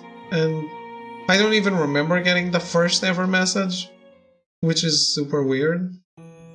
But, it's a neat game. Not the best visual novel I played by far, but it's pretty neat. Anyway, it's like I said, I did what I wanted to do. I've beat Nicole. So now it's time I bid you farewell and finish the stream. I hope you did enjoy it. Have a good evening, and I will see you maybe later today. Who knows? It's Saturday, so it's my day off, but we'll see. Goodbye.